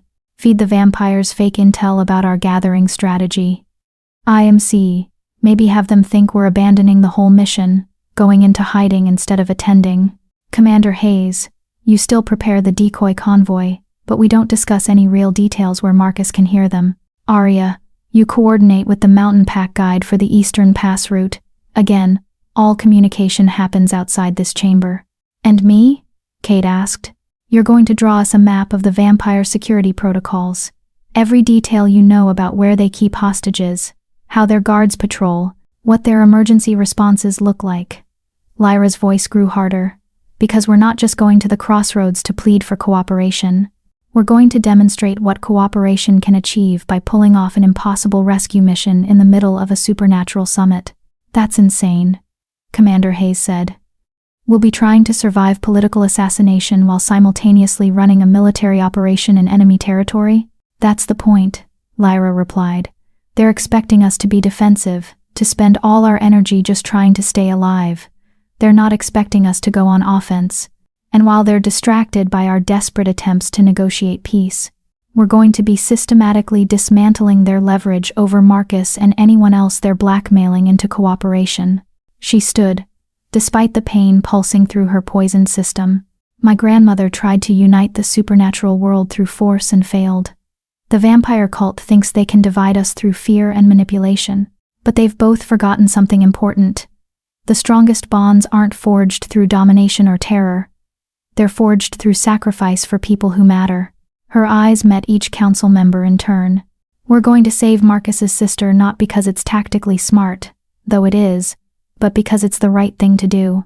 And we're going to do it in front of every supernatural leader who's written off cooperation as impossible. We're going to show them what real pack bonds look like. The silence that followed was different from before. Not shock or fear, but something else. Something that might have been hope mixed with determination. 30 hours until we leave, Lyra said quietly. 30 hours to prepare for the most dangerous gambit any of us has ever attempted. Use them well. As the council dispersed to their various tasks, Oracle Vera caught Lyra's arm. You know this could fail spectacularly, the ancient shaman said. Multiple fronts, divided attention, operating while poisoned. You're betting everything on a strategy that requires perfect execution and significant luck.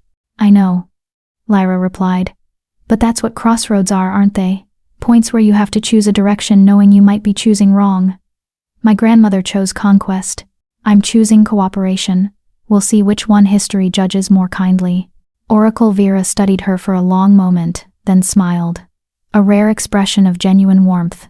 Your grandmother would hate everything about your approach, she said, which is exactly why it might work. Chapter 6. The supernatural war begins. The Eastern Pass looked like something from a nightmare. Lyra stood at the base of the cliff road as twilight deepened into true darkness, watching the narrow path wind upward into mountains shrouded in mist. The route was barely wide enough for two wolves traveling single file, with sheer drops on one side and crumbling rock face on the other. In the darkness, with her enhanced senses flickering unreliably from the poison, it looked like a path designed specifically to kill anyone stupid enough to attempt it. Second thoughts? Cade asked quietly from beside her. Hundreds, Lyra admitted. But we're out of better options. Their group was exactly as planned. 5 wolves plus their mountain guide, a wiry woman named Sage, who had grown up on these treacherous paths. They traveled light, carrying only essential supplies and weapons. Speed and stealth were their only advantages now. Somewhere to the west, Elena was leading the decoy convoy along the main road, deliberately visible and heavily guarded. Marcus had fed the vampires information that Lyra would be traveling with that group, protected by her strongest fighters. With luck, the ambush would trigger on the convoy, giving the real group time to reach the crossroads undetected. With luck. The first section is the easiest, Sage said, her voice barely above a whisper. Wide enough for comfortable passage, relatively stable ground. It's the middle section, The Devil's Spine, where things get interesting. Define interesting, Commander Hayes said dryly. Path narrows to 18 inches at its tightest point. Wind gusts strong enough to knock you off balance. Loose rocks that shift under weight. And if you slip? She gestured toward the darkness, beyond the cliff edge. 2,000-foot drop onto rocks that will definitely kill you. Fantastic, Arya muttered. Why did I volunteer for this again? Because you're brilliant and reckless in equal measure, Lyra replied. Just like the rest of us. Oracle Vera finished her final ward preparations, marking the group with protective sigils that would help them navigate in darkness and shield their scents from vampire scouts. The magic itched against Lyra's skin, but she welcomed the discomfort. Pain meant she was still alive. I've done what I can, the ancient shaman said, but my magic won't protect you from gravity or stupidity. Stay focused, move carefully. And for the moon goddess's sake, don't look down. Comforting, Cade said. They began the ascent as full darkness fell. Sage led the way with the confident step of someone who had made this journey dozens of times. Behind her came Lyra, then Cade, then Arya, with Commander Hayes and Oracle Vera bringing up the rear. Single file, moving in synchronized silence that spoke to extensive training. The first hour passed without incident. The path was treacherous but navigable, and Lyra's compromised senses were still functional enough to keep her balanced. The mate bond thrummed with Cade's presence directly behind her, offering an odd sort of comfort despite their complicated history. Then they reached the Devil's Spine. This is where it gets technical, Sage warned, pausing at a point where the path narrowed dramatically. From here, we move one at a time. Wait until the person ahead reaches the next stable point before following. The rock here is unpredictable. It can't handle multiple wolves' weight simultaneously. Lyra peered ahead into the darkness, her flickering enhanced vision barely able to make out the narrow ribbon of stone disappearing into the mist. 18 inches, less than 2 feet of rock between them, and a fatal fall. This is insane, her wolf whined. We should have taken our chances with the ambush. Too late for second thoughts now, Lyra thought back. Sage moved first, demonstrating the technique. Careful weight distribution, testing each step before committing, maintaining contact with the rock face for stability. She made it look almost easy, disappearing into the mist with practiced confidence. Your turn, Alpha, Commander Hayes said from behind. Lyra took a deep breath and stepped onto the Devil's Spine. Immediately, she understood why the passage had earned its ominous name. The wind here was vicious, gusting unpredictably from multiple directions. The rock beneath her feet felt unstable, shifting slightly with each step, and the darkness beyond the narrow path wasn't empty. It was full of the howling presence of a 2,000-foot drop into nothing. Don't look down, she reminded herself, echoing Oracle Vera's advice. Eyes on the path, just the path. She moved slowly, testing each foothold before transferring weight. Her compromised abilities were actually a disadvantage here. Her enhanced balance and spatial awareness kept flickering in and out, leaving her momentarily disoriented with each shift. More than once, she felt herself start to tilt toward the edge, only catching herself through sheer determination. Behind her, she could feel Cade's anxiety through the mate bond. He was waiting for his turn, watching her navigate the deadly passage, unable to help if something went wrong. Halfway across, a particularly vicious gust of wind hit without warning. Lyra's weakened abilities chose that exact moment to flicker out. For 3 terrifying seconds, she was just an ordinary wolf trying to maintain balance on an 18-inch wide path in complete darkness with hurricane-force winds trying to knock her off a cliff. She swayed, her weight shifting dangerously toward the edge. Her foot slipped on loose rock. For one crystalline moment of absolute clarity, she knew she was going to fall. Then her abilities snapped back online, and her enhanced reflexes caught her before she went over. She pressed herself flat against the rock face, gasping, waiting for her heart to stop trying to explode out of her chest. Lyra? Cade's voice was tight with barely controlled panic. Are you okay? Fine, she managed, though her voice shook. Just give me a second. She forced herself to breathe, to focus, to push through the fear. This was the crossroads the prophecy had warned about. Not just the gathering, but every choice and challenge leading up to it. If she couldn't even navigate a dangerous path without her abilities failing her, how could she hope to unite supernatural species? By being stubborn, her wolf answered. By refusing to quit even when it's logical to quit. By choosing to keep going even when every instinct screams to turn back. Right. Stubbornness. She could do that. Lyra pushed away from the rock face and continued forward, step by careful step. The rest of the Devil's Spine passage took another 15 minutes of concentrated terror, but finally, she reached the stable point where Sage was waiting. That was rough, the guide observed. You okay? Alive, Lyra replied, which felt like accomplishment enough. She watched through her renewed abilities as Cade made his own crossing. He moved with the confidence of an experienced alpha, his supernatural balance making the passage look almost easy. But she could feel through the mate bond how much concentration it required, how much fear he was suppressing. Arya came next, moving with acrobatic grace that suggested extensive climbing experience. Commander Hayes followed with military precision, treating the deadly passage like any other tactical challenge. And Oracle Vera simply seemed to glide across, ancient magic making the wind part around her. That's the worst of it, Sage said, once everyone was safely across. The rest of the route is challenging but not actively trying to kill us. What a relief, Arya said dryly. They continued upward, the path widening gradually as they climbed higher into the mountains. Lyra's internal clock said they'd been traveling for 3 hours, when Oracle Vera suddenly froze. Wait, the ancient shaman said, her voice sharp with warning. Something's wrong. Everyone stopped immediately, weapons appearing in hands with practiced speed. Lyra extended her senses as far as her poisoned abilities would allow, searching for threats in the darkness. At first, she found nothing. Then she caught it, a scent on the wind that made her blood run cold. Vampires. They found us, Cade said, his voice grim. Somehow, they knew we'd take this route. Marcus, Commander Hayes growled. He must have managed to slip information through despite the binding. No, Oracle Vera said sharply. My binding is absolute. If Marcus had communicated anything, I would know. She closed her eyes, extending her magical senses. This is something else. The vampires aren't tracking us specifically, they're tracking movement on this path.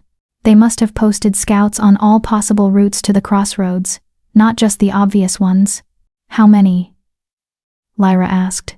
6, maybe 7, positioned at the next switchback, waiting for us to come into their ambush zone. Oracle Vera's expression was troubled.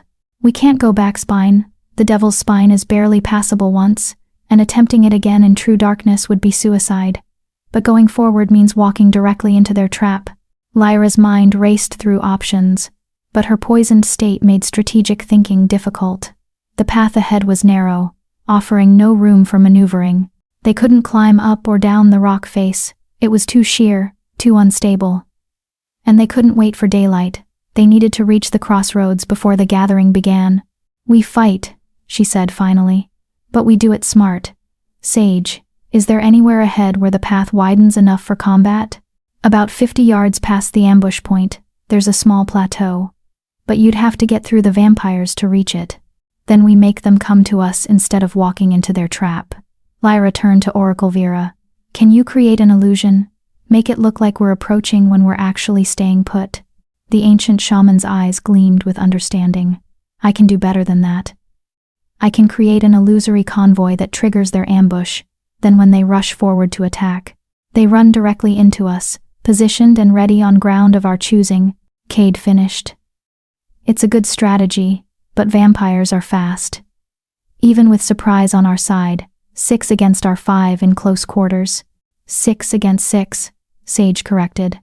I'm not much of a fighter, but I can hold my own with a blade. Make that 6 against 5 and a very angry grandmother. Oracle Vera added. I may be ancient, but I've forgotten more combat magic than most vampires ever learn. Lyra felt something warm settle in her chest. The same feeling she got every time her pack demonstrated their loyalty despite overwhelming odds. This was what her grandmother had never understood. Power didn't come from domination. It came from wolves willing to fight beside you because they chose to, not because they were compelled. Positions, she ordered quietly. Sage, You and Commander Hayes take the high ground on the left. Arya, right side with Oracle Vera. Cade, you're with me at the center point. When the vampires rush the illusion, we hit them from 3 directions simultaneously. Fast and brutal.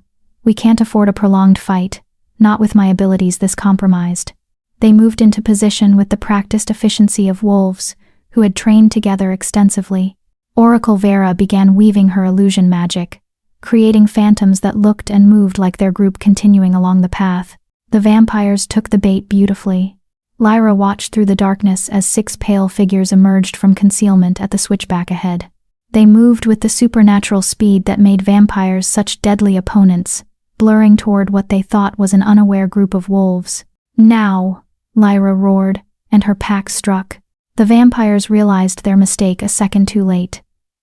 They'd been expecting to attack an exposed group on a narrow path. Instead, they ran directly into a coordinated ambush, where werewolves had superior positioning and the element of surprise. Commander Hayes took down the first vampire with a silver blade through the heart, one of the few weapons that could kill vampires permanently. Arya moved like liquid shadow, her twin daggers finding vulnerable spots with surgical precision. Oracle Vera's magic lashed out in arcs of silver fire that made vampires scream and recoil. Cade and Lyra moved together with the unconscious synchronization that came from mate bonds, even damaged ones. Where Cade's raw power created openings, Lyra's strategic strikes exploited them. Where Lyra's weakened state made her vulnerable, Cade's protective instincts covered her gaps. It was brutal, efficient, and over in less than 90 seconds. 5 vampires lay dead or dying on the mountain path. The 6th had managed to break free from the melee and was attempting to flee back toward the switchback, likely to warn others of the group's location. Lyra's compromised abilities chose that moment to surge unexpectedly, giving her one brief window of full Silverblood power. She reached out with pack command magic, but instead of targeting werewolves, she threw everything she had at the fleeing vampire. To her shock, it worked. The vampire froze mid-stride, caught in supernatural compulsion that shouldn't have been possible. Grandmother's abilities had extended beyond just wolves.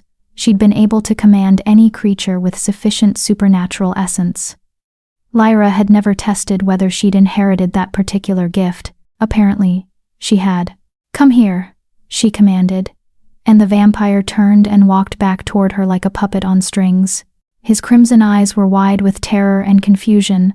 Vampires weren't supposed to be susceptible to werewolf compulsion magic, but Silverblood abilities weren't ordinary werewolf magic.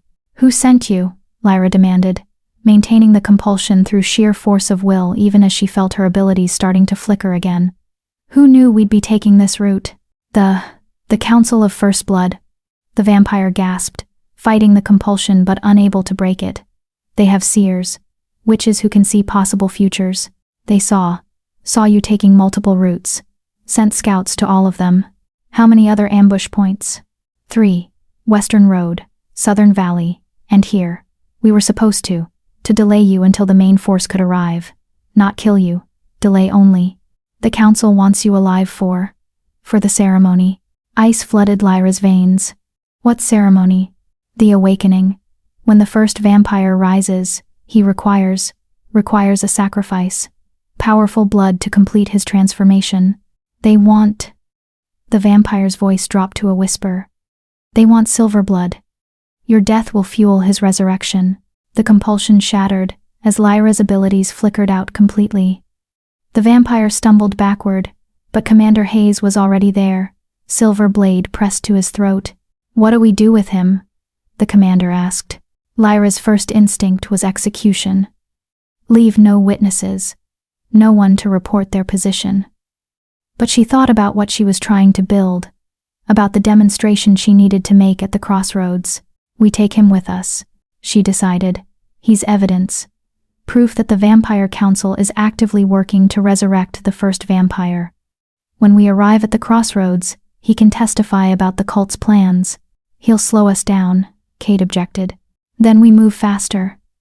Lyra looked at the bodies of the 5 dead vampires. "Oracle Vera, can you do something about these? I don't want scouts finding evidence of a battle here. I can make them disappear." The ancient shaman agreed. but it will drain my reserves significantly. If we encounter another ambush, we won't, Lyra said with more confidence than she felt. They put scouts at the 3 most likely routes. This was the Eastern Pass ambush. The others are focused on routes we're not taking. She hoped she was right, because they'd just used up most of their element of surprise and a significant portion of their combat resources. If another ambush was waiting ahead, how much further to the crossroads? She asked Sage. 4 more hours on this path, maybe 3 if we push hard. The guide looked at the steep trail ahead. It's all descent from here, which is easier but also more dangerous. 1 wrong step and we're tumbling down the mountain. Then we move carefully but quickly. Oracle Vera, can you maintain detection wards while we travel? I want maximum warning if anyone else is approaching. I can manage that much, the ancient shaman agreed. They secured the vampire prisoner with silver chains, painful for him, but necessary to prevent escape, and continued their journey. The descent was indeed treacherous, but the path grew steadily wider as they dropped altitude. Lyra's abilities continued their unpredictable flickering, making each step a gamble, but she pushed through the discomfort. They'd been traveling for another 2 hours when Oracle Vera's communication crystal flared to life. That's Elena, the shaman said, checking the magical signature. From the decoy convoy, she activated the crystal, and Elena's voice filled the night air, tight with strain.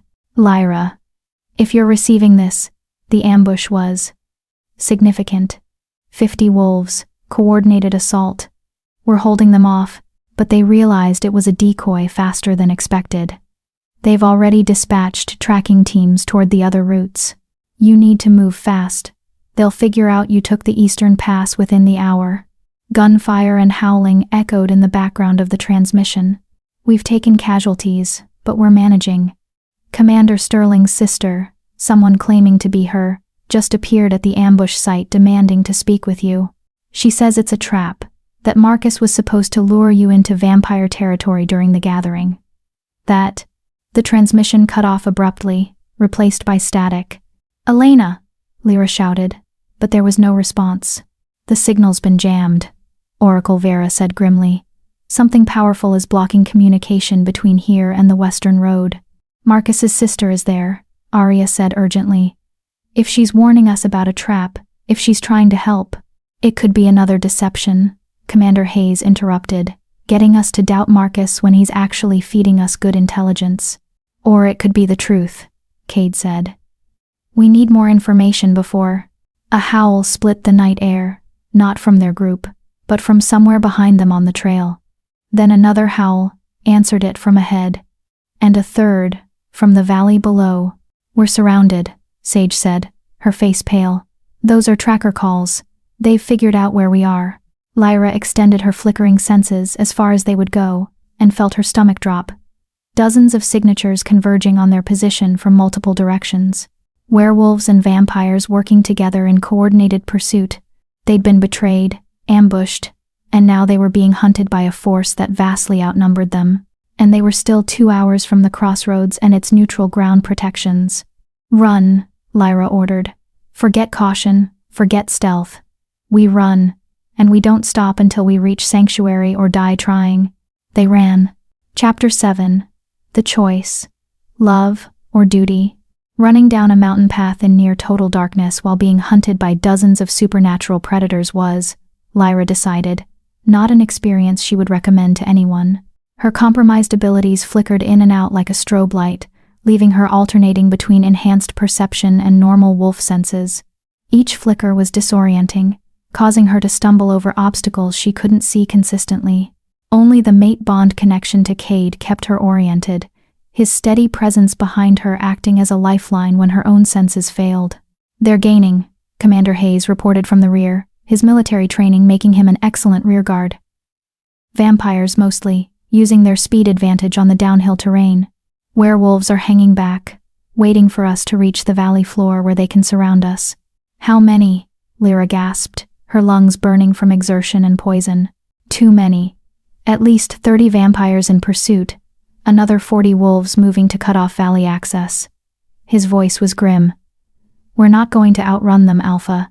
We need to make a stand, or find another option. The crossroads entrance is just ahead, Sage called from the front. Maybe a mile, but it's across open ground with no cover. If we can reach it, we'll be cut down before we get halfway, Cade interrupted. Look. He pointed toward the valley floor, where torches were appearing in organized patterns. The werewolf forces weren't just pursuing, they were establishing a perimeter, cutting off every route to the crossroads entrance, except the one they wanted their prey to take, the one that was undoubtedly the most heavily trapped. It's a killing field, Arya said, her tactical assessment matching what everyone else was seeing. They're herding us toward that central approach, where they can concentrate fire. We walk into that, and we're dead. Oracle Vera's ancient eyes were scanning the darkness, searching for options that didn't exist. My magic could provide concealment, but not for 6 wolves moving at speed across open ground. The moment we break cover, they'll see us. What about the vampire prisoner? Commander Hayes suggested. We could use him as a hostage. Threaten to kill him if they don't let us pass. They don't care, the vampire said bitterly. He'd been mostly silent during their desperate flight, but now he spoke up. The Council of First Blood values the mission above individual lives.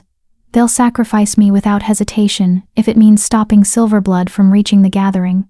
Lyra's mind raced through impossible scenarios, trying to find a path through enemy forces that didn't end with everyone dead. Her poisoned state made strategic thinking difficult, but certain things became crystalline clear. They couldn't fight. They were outnumbered, 10-1. They couldn't hide. Oracle Vera's magic wasn't strong enough to conceal a moving group. They couldn't outrun pursuers who were faster and less exhausted, which left one option that made her stomach turn. Cade, she said quietly, you need to take everyone and circle around to the northern approach while I provide a distraction. Absolutely not, Cade replied immediately. It's the only way. It's suicide. He interrupted. You walk out there alone and they'll swarm you in seconds. Your abilities are failing, you're poisoned, you're exhausted, you won't last a minute. I don't need to last long, just long enough for you to get everyone to safety. Lyra turned to face him, seeing the raw fear in his storm-gray eyes. The prophecy says a Silverblood has to be at the crossroads, but it doesn't say I have to survive getting there. Maybe my role is just to make sure the right people arrive with the right information. That's not how prophecies work, Oracle Vera said sharply. You can't fulfill a destiny you're not alive to complete. Unless my destiny is to clear the path for something better, Lyra countered. My grandmother tried to unite supernatural species through force. Maybe I'm supposed to unite them through sacrifice. Show them what wolves will do for each other, what genuine pack bonds look like. She could feel the mate bond resonating with Cade's distress, but she pushed forward anyway. You can finish what I started. Present the evidence, expose the first vampire cult, convince the gathering that cooperation is necessary. You don't need me for that. You need the information we've gathered, and the testament of wolves willing to work together. Stop, Cade said, his voice breaking. Just stop. You don't get to make that choice. Actually, I do. I'm the alpha. This is my pack, my responsibility. And you're my mate. The words burst from Cade like they'd been building pressure for months. You're my mate, Lyra. Not my rejected bond. Not my political inconvenience. Not the wolf I stupidly pushed away because I was too broken to accept what we could be. You're my mate, and I am not letting you die. The raw emotion in his voice stopped everyone in their tracks. They'd all paused in a small clearing, torches visible in multiple directions as the net tightened around them. The mate bond doesn't give you the right to overrule my tactical decisions, Lyra said, but her voice was gentler now. The hell it doesn't. Cade moved closer, his hands gripping her shoulders. 6 months ago, I rejected you because I was terrified of being vulnerable. Because I'd spent my whole life believing that needing someone was weakness. And you know what that got me? 6 months of watching you build something beautiful while I wallowed in my own cowardice. His eyes blazed with intensity that had nothing to do with supernatural powers. I've been in therapy. I've done the work. I've examined every broken piece of myself and started trying to put them back together in a way that doesn't hurt everyone around me. And the one thing I know, the one absolute truth I've discovered, is that I love you. Not the bond, not the prophecy, not some mystical moon goddess connection. I love you. The stubborn, brilliant, compassionate wolf who showed me what real strength looks like. Lyra felt tears burning in her eyes. Cade, I'm not finished. His voice dropped to something raw and vulnerable. You said once that bonds require trust, and you couldn't trust me not to reject you again. You were right, but I'm asking you to trust me now. Not with your love or your forgiveness or any of the things I don't deserve. Just with your life. Let me protect you the way I should have from the beginning. How? Lyra asked, her voice barely a whisper. How do you propose we survive this? Cade looked around at the assembled group, then back to her. The mate bond, he said. Oracle Vera mentioned that a completed bond could channel combined power. We've never tried it because we've never trusted each other enough. But if we did, if we actually allowed the full connection, you'd have access to my Silverblood abilities, Lyra finished, understanding. And I'd have access to your alpha strength. Combined power, shared between us. It might be enough to break through the perimeter, Oracle Vera said thoughtfully. A fully bonded alpha pair channeling Silverblood magic? That's power on a scale we haven't seen since Isabella's time. It might not just get you through. It might reshape the entire battlefield. But completing a mate bond requires absolute vulnerability, Arya objected. Total trust, complete emotional openness. Can you two actually achieve that given your history? It was a fair question. Lyra looked at Cade. Really looked at him, and saw past the confident alpha exterior to the broken, desperate wolf underneath. The one who'd been taught that vulnerability meant death. The one who'd spent 6 months trying to become someone worthy of her. She thought about the prophecy, about the choice between love and duty. Everyone assumed it meant choosing between saving the world and being with Cade. But maybe it meant something else. Maybe it meant choosing to believe that love and duty could be the same thing. That the power needed to save the supernatural world came not from domination or sacrifice, but from 2 broken wolves choosing to trust each other despite every reason not to. The bond completion will leave us both vulnerable while it's happening, she said slowly. Someone will have to protect us. We'll form a defensive circle, Commander Hayes said immediately. Give you whatever time you need. It could take minutes, Oracle Vera warned. Minutes you'll be completely exposed, defenseless against any attack. Then we defend for minutes, Arya replied. It's not like we have better options. Lyra looked around at her pack, the wolves who had followed her despite having every reason to stay safe. Sage, who'd guided them through deadly terrain. Commander Hayes, who'd stood by her from the beginning. Arya, who'd believed in her vision when no one else did. Oracle Vera, who'd risked everything to awaken her abilities. Even the vampire prisoner, who was watching this unfold with something that might have been awe. And Cade, always Cade, her rejected mate who was asking for one more chance to prove he could be what she needed. If we do this, she said quietly, if we complete the bond, there's no going back. We'll be connected permanently. You'll feel everything I feel, know everything I know. There will be no barriers between us. Good, Cade said simply. I'm done with barriers. The howls of pursuing vampires were getting closer. They had maybe 3 minutes before the enemy was on top of them. Lyra made her choice. Everyone form up. Defensive positions around us. Hold them off as long as you can. She turned to Cade, her heart hammering. And you, try not to run screaming when you see all the broken pieces I've been hiding. I've got plenty of my own, Cade replied. We'll figure it out together. They knelt, facing each other in the center of the clearing, while the others formed a protective circle around them. Oracle Vera began chanting in the old tongue, weaving magic that would facilitate the bond completion. The air itself seemed to thicken with supernatural energy. This is going to hurt, Oracle Vera warned. Completing a mate bond that's been rejected and repaired is like breaking and resetting a bone.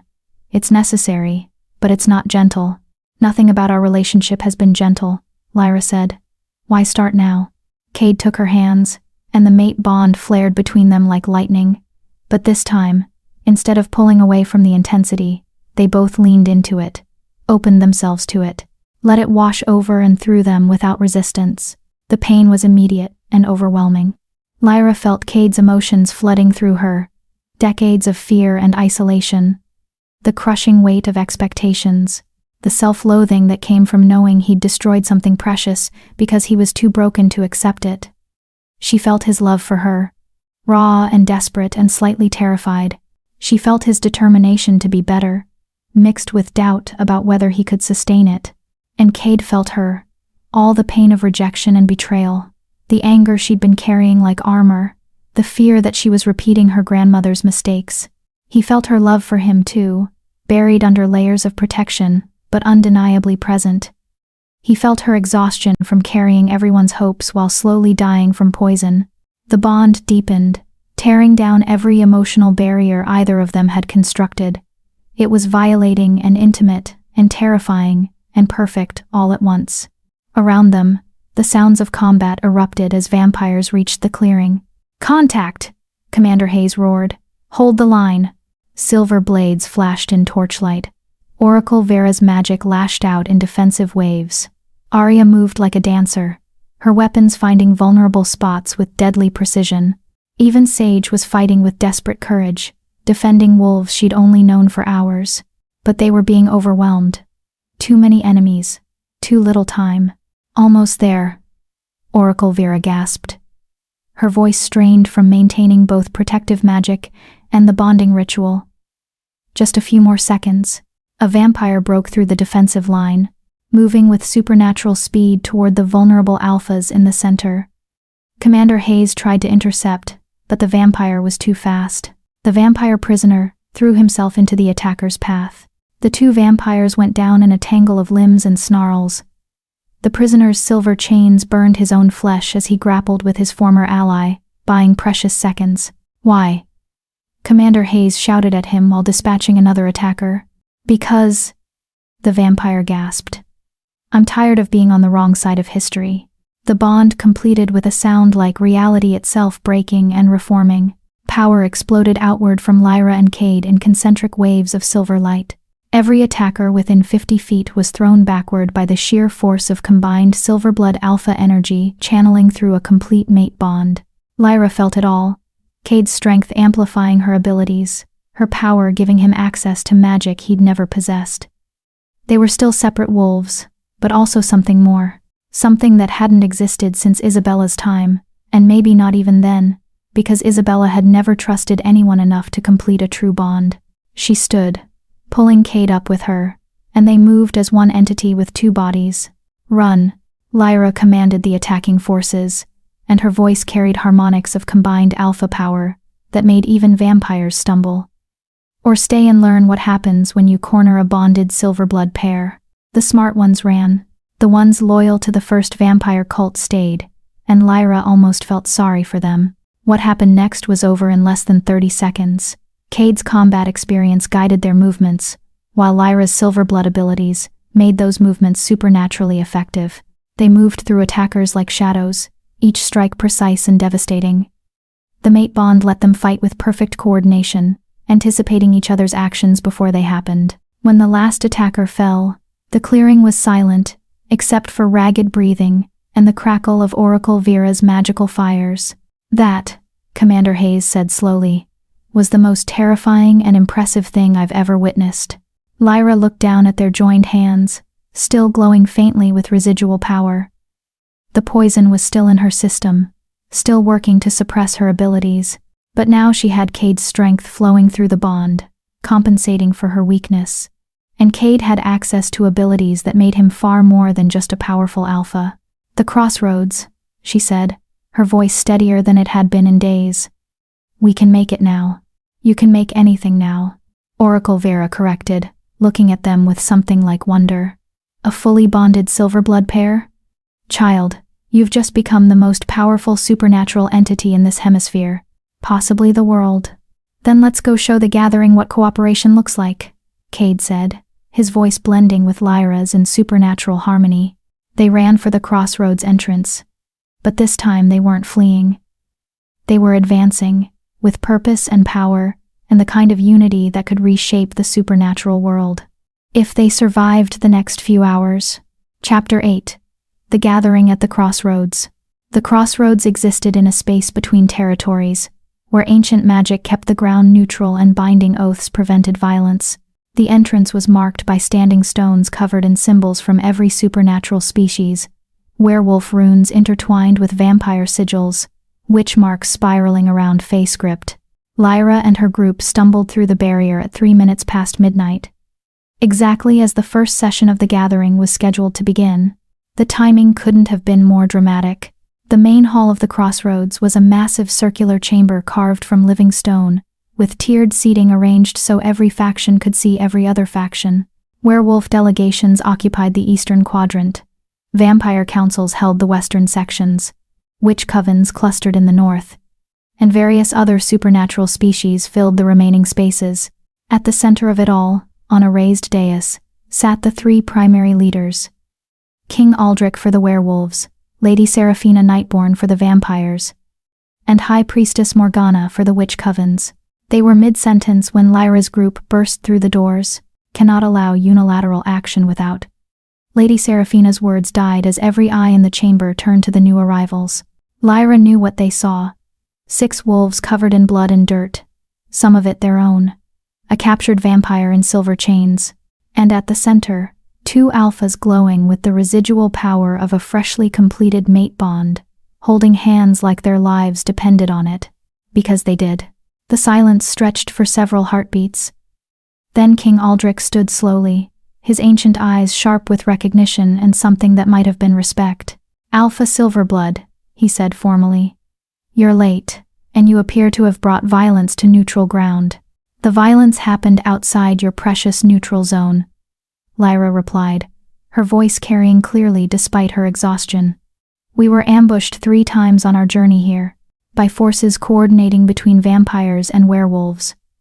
Forces that violated a dozen supernatural treaties to prevent us from attending this gathering.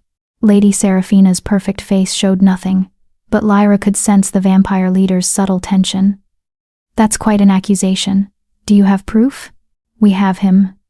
Commander Hayes pushed the vampire prisoner forward. A member of the Council of First Blood, taken during their attack on the Eastern Pass. He's been quite informative about your plans. The chamber erupted in whispers. The Council of First Blood was supposed to be a myth, a cautionary tale vampires told to keep young ones in line. Seeing a living member in chains was like discovering dragons were real. I don't recognize any Council of First Blood, Lady Seraphina said coolly. This vampire could be anyone making wild claims. He could be, Lyra agreed. Except Oracle Vera verified his story through truth magic. And more importantly, he told us about the awakening ceremony. The ritual to free the first vampire from his prison, using Silverblood sacrifice. The whispers turned into open shouting. Multiple delegates were on their feet, denying the first vampire's existence, accusing Lyra of fabricating evidence, demanding explanations. King Aldrich raised one hand for silence. When the chamber quieted, he fixed Lyra with a stare that had intimidated generations of alphas. The first vampire is sealed, has been for 3,000 years. Even if the seal were weakening, and I'm not conceding that it is, a single ceremony couldn't release him.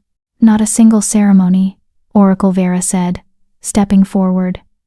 A coordinated ritual performed simultaneously at multiple power nexuses across the supernatural world, one of which, she looked pointedly at Lady Seraphina, happens to be located directly beneath the Vampire Council's primary temple.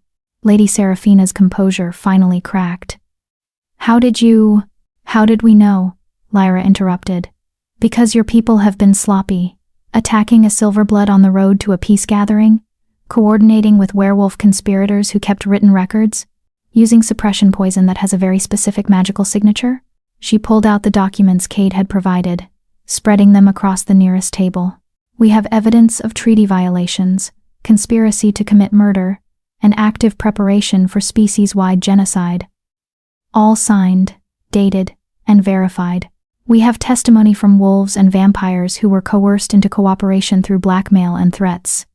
You have the ravings of a paranoid wolf who sees conspiracy everywhere, Alpha Marcus Ironwood interrupted, standing from his seat in the werewolf section.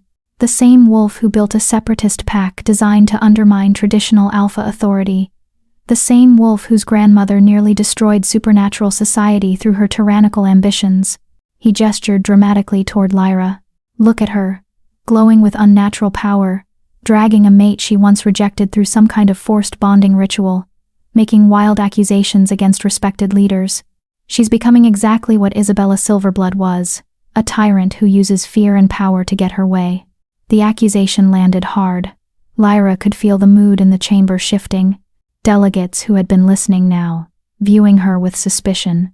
"He's right about one thing," Cade said quietly, his voice carrying through the sudden silence. "Lyra is powerful, terrifyingly powerful now that our bond is complete. With her abilities and my strength combined, we could probably dominate every wolf in this chamber if we wanted to." He paused, letting that sink in. "The question is, would she? Would we?" 6 months ago, I rejected Lyra because I was terrified of exactly this scenario. I convinced myself she would become like her grandmother, that power would corrupt her into tyranny. His voice grew stronger. I was wrong. So completely, utterly wrong that it took 6 months of watching her build something genuine to understand how wrong.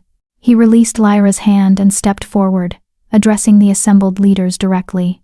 Lyra Silverblood has spent 6 months creating a pack of 500 rejected wolves.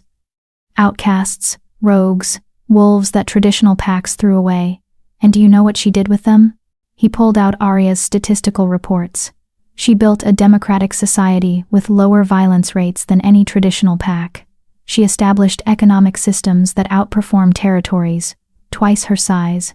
She created genuine community where wolves choose to stay, not because they're compelled, but because they actually want to be there. He turned back to face Marcus Ironwood. "You want to talk about tyranny? Let's talk about the pack structures that reject wolves for being politically inconvenient. Let's discuss the systems that force wolves to accept mates they don't want, or face exile. Let's examine the traditional authority that maintains power through fear and supernatural coercion." His eyes blazed with conviction. Lyra isn't becoming her grandmother. She's becoming something better. A leader who proves that cooperation and choice are stronger than domination. And that's exactly why you're all so terrified of her. The chamber fell silent. Lyra felt something warm bloom in her chest, not just the mate bond, but genuine gratitude for Cade standing with her, defending her in front of the most powerful supernatural leaders in the world. "Pretty words," Lady Seraphina said coldly. "But they don't address the fundamental accusation.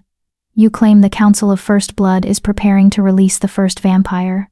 Even if that were true, and I'm not conceding it is, what exactly do you propose we do about it?"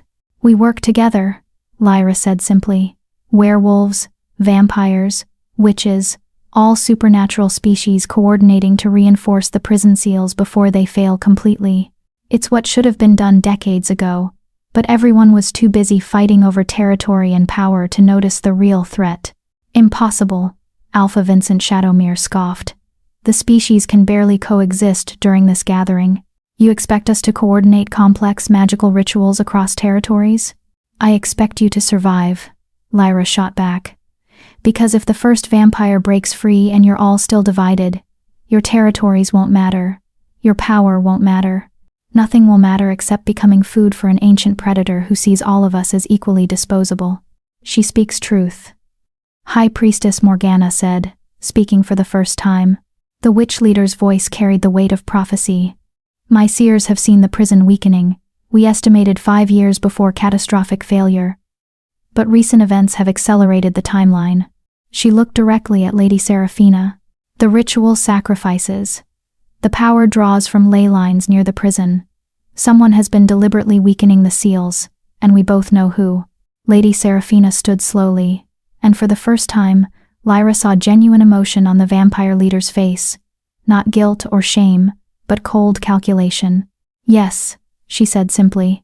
"I've been working to free the first vampire. Do you want to know why?" The chamber held its breath. "Because the alternative is worse." Lady Seraphina's voice was ice. "The prison isn't just weakening, it's failing. Has been for centuries. We can't reinforce seals that are degrading from the inside out. The first vampire will break free eventually, whether we help him or not." She looked around at the assembled delegates. "So I made a choice.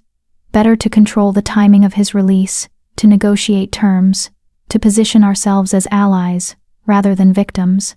Better to guide his awakening toward targets we choose than to have him emerge randomly and consume indiscriminately. You plan to feed him other species, King Aldrich said, his voice heavy with disgust. Use werewolves and witches as sacrificial offerings to sate his hunger. I plan to save my people, Lady Seraphina corrected, the same way any leader would. Don't pretend you wouldn't make the same choice if your species faced extinction. There's always a choice, Lyra said quietly. My grandmother faced impossible odds and chose tyranny. You face a catastrophic threat and choose betrayal. But there's a third option you're all ignoring. Which is? High Priestess Morgana asked. We fix the prison properly. Lyra moved to the center of the chamber, Cade following at her side. The seal isn't failing because of age. It's failing because it was never designed to hold something that powerful indefinitely. It was a temporary solution that lasted 3,000 years longer than intended. She felt Oracle Vera's knowledge flowing through the completed mate bond, Cade's tactical thinking merging with her strategic vision. But there's another way to seal the first vampire. Permanently. It requires combined power from multiple species, channeled through a focus point strong enough to contain and redirect that much energy. You're talking about a convergence, High Priestess Morgana breathed, but those haven't been successfully performed in over a millennium. The coordination required, the trust necessary between species, is exactly what this gathering is supposed to represent, Lyra finished. We're all here, werewolves, vampires, witches, every major species represented in one location. If we can't achieve cooperation now, in the face of mutual extinction, then we deserve what's coming. And this focus point? Lady Seraphina asked skeptically. What could possibly contain the combined magical output of multiple species while simultaneously reinforcing a prison that's held an ancient vampire for millennia? Lyra felt the answer through her bond with Cade, through Oracle Vera's ancient knowledge, through the prophecy that had been hovering over her since birth. A completed Silverblood mate bond, she said quietly. My grandmother was powerful, but she never achieved a genuine bond with an equal partner. She tried to channel everything through herself alone, and it wasn't enough.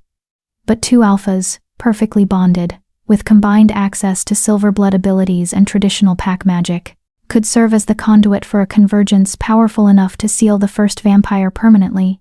Oracle Vera finished. It's dangerous. The energy flow could kill both of them. But it's possible. The chamber erupted in argument. Some delegates saw the logic but doubted the execution.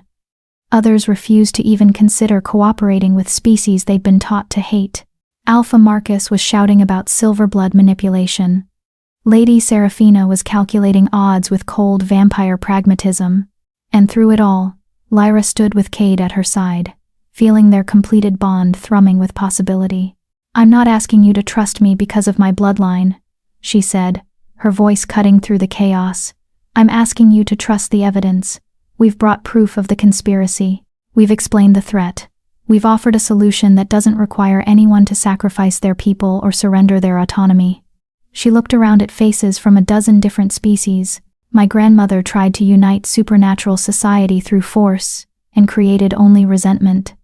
The first vampire cult is trying to divide us through fear and manipulation.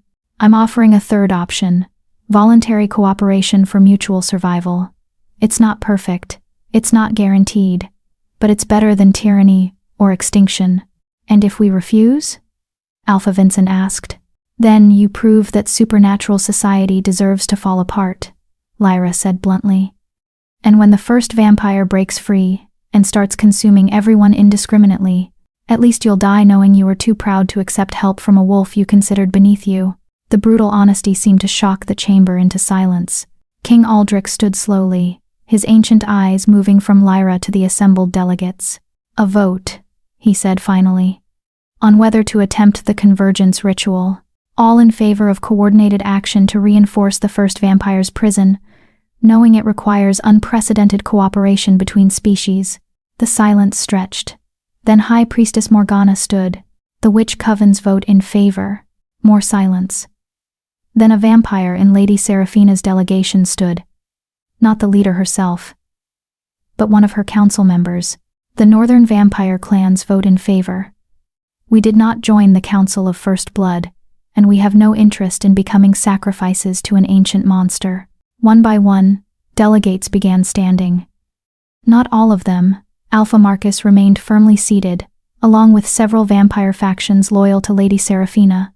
But enough, more than half the chamber, representing more than half the supernatural world's power. Finally, Lady Seraphina herself stood.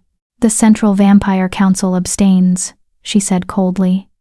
But we will not interfere with those who wish to attempt this ritual.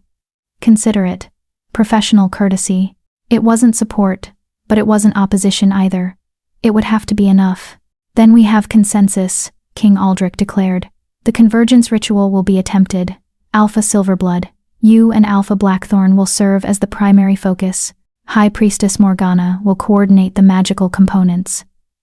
And may the Moon Goddess have mercy on us all if this fails. As the gathering dissolved into planning committees and strategic discussions, Lyra felt Cade's hand find hers again. Still think cooperation is possible? He asked quietly. We just convinced mortal enemies to work together to prevent an apocalypse, she replied. I'd call that possible enough.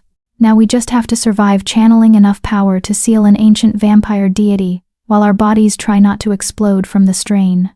Details, Lyra said with a tired smile. We'll figure it out. But even as she said it, she felt the weight of what they'd just agreed to. The convergence ritual would require them to serve as a conduit for power that could reshape reality itself.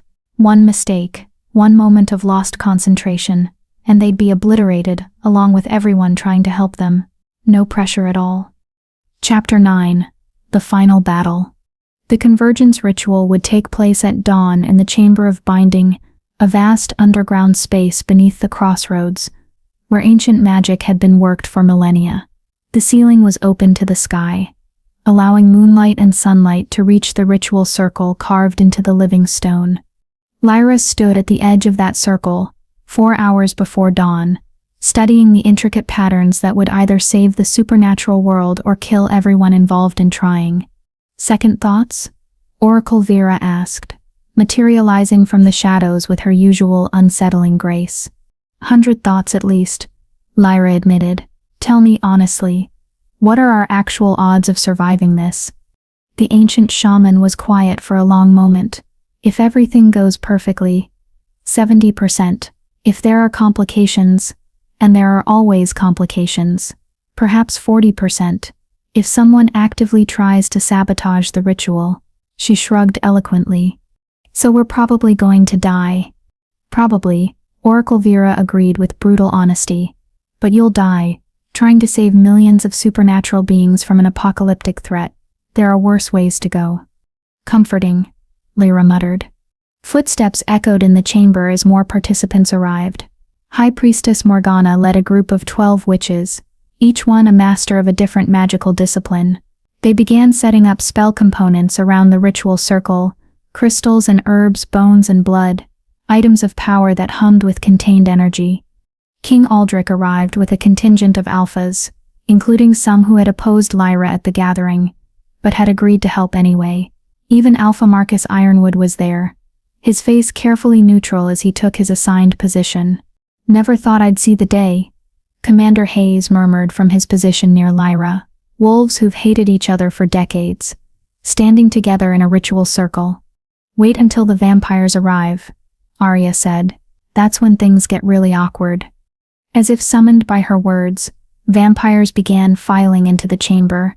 Not Lady Seraphina's faction. They'd made clear they wouldn't participate directly, but representatives from clans across the territory. Young vampires and ancient ones, nobles and commoners, all united by the desire to not be consumed by their progenitor. The vampire prisoner they'd captured was there too, freed from his chains and granted provisional amnesty in exchange for his cooperation. He stood slightly apart from the others, not quite trusted by anyone but no longer actively opposing them. That's everyone except the linchpin, High Priestess Morgana announced, checking her magical calculations. Where is Alpha Blackthorn? Here, Cade said, emerging from a side passage. He looked exhausted. They'd spent the past 4 hours being prepared for the ritual, their bodies marked with protective runes, and their minds fortified with mental shielding. Sorry, Oracle Vera's preparations were thorough. They need to be, the ancient shaman replied. You two are going to be channeling power that could level mountains. If your minds or bodies fail at the wrong moment, you won't just die. You'll take everyone in a 100-mile radius with you. Again, so comforting, Lyra said. Cade moved to stand beside her, and immediately the mate bond settled into something more stable. They'd been apart for less than 20 minutes, but already the separation had felt wrong. The completed bond didn't just connect them, it made them more functional together than apart. Ready? He asked quietly. No, she admitted. But we're doing it anyway. High Priestess Morgana called for attention, her voice magically amplified to reach every participant. The convergence ritual requires perfect synchronization between all participants. Werewolves will channel raw power through pack bonds. Vampires will contribute blood magic and death energy. Witches will weave everything together and direct it toward the focus point. Alpha Silverblood and Blackthorn. She looked at Lyra and Cade directly. You two will take that combined energy and use your mate bond to channel it toward the first vampire's prison. The bond acts as both filter and amplifier, refining raw magical power into something precise enough to reinforce ancient seals. If you succeed, the prison will be permanently strengthened, capable of holding for another 10,000 years. And if we fail? Someone asked. If the prison seals fail before we finish, the first vampire awakens, and everyone dies. If the ritual collapses mid-casting, the power backflow kills everyone in this chamber. If the focus pair loses concentration, or their bond fractures under strain, they explode and take half the continent with them. Morgana's voice was clinical. Any other questions? Silence. Excellent. Everyone take your positions. We begin when the moon reaches its apex, approximately 20 minutes from now. The next 20 minutes passed, intense preparation. Wolves formed concentric circles around the ritual space, pack bonds interweaving in complex patterns. Vampires positioned themselves at cardinal points, their blood magic creating geometric shapes of power. Witches moved through it all, adjusting and fine-tuning until the entire chamber thrummed with barely contained energy. Lyra and Cade stood at the exact center, hands clasped, trying not to think about the fact that they were about to become a conduit for power that could unmake reality. I need to tell you something, Cade said quietly as the final minutes ticked away, in case we don't survive this. Don't, Lyra said. Don't do the dramatic last words thing. We're going to make it. I know, but just in case. He squeezed her hands. 6 months ago, I was the worst version of myself, broken, scared, hurting everyone around me because I was too damaged to accept genuine connection. You could have destroyed me for that, could have used your power to crush me into nothing, and everyone would have said I deserved it. His voice grew rough with emotion. Instead, you built something better. Showed me what real strength looks like, gave me a reason to want to be worthy of you. He met her eyes. So thank you, for not giving up on the possibility that even broken wolves can choose to change. Lyra felt tears burning in her eyes. You're not broken, Cade. You were never broken. You were just taught that vulnerability was weakness, and it took time to unlearn that. But you did the work. You became someone I could trust with my life. She smiled despite her fear. Besides, you can't get rid of me now. We're permanently bonded.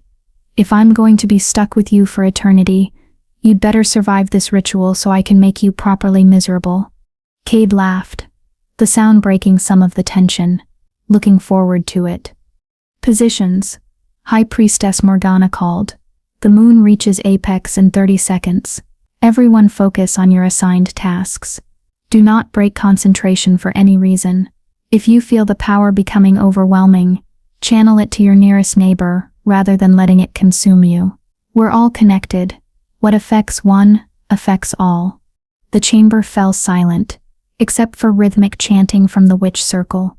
Ancient words in languages that predated human civilization, calling on powers that most modern supernaturals had forgotten existed. 20 seconds, Morgana announced. Lyra felt pack bonds activating around her. Every werewolf in the chamber was now connected through an intricate web of power, with her and Cade at the center. The weight of it was staggering, hundreds of wolves offering their strength willingly, trusting her to use it wisely. 10 seconds.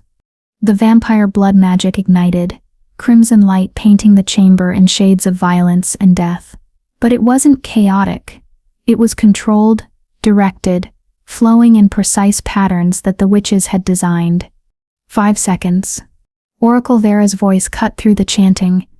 Remember, trust each other. Trust the bond.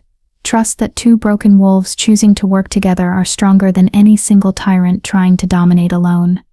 3, 2, 1. Begin.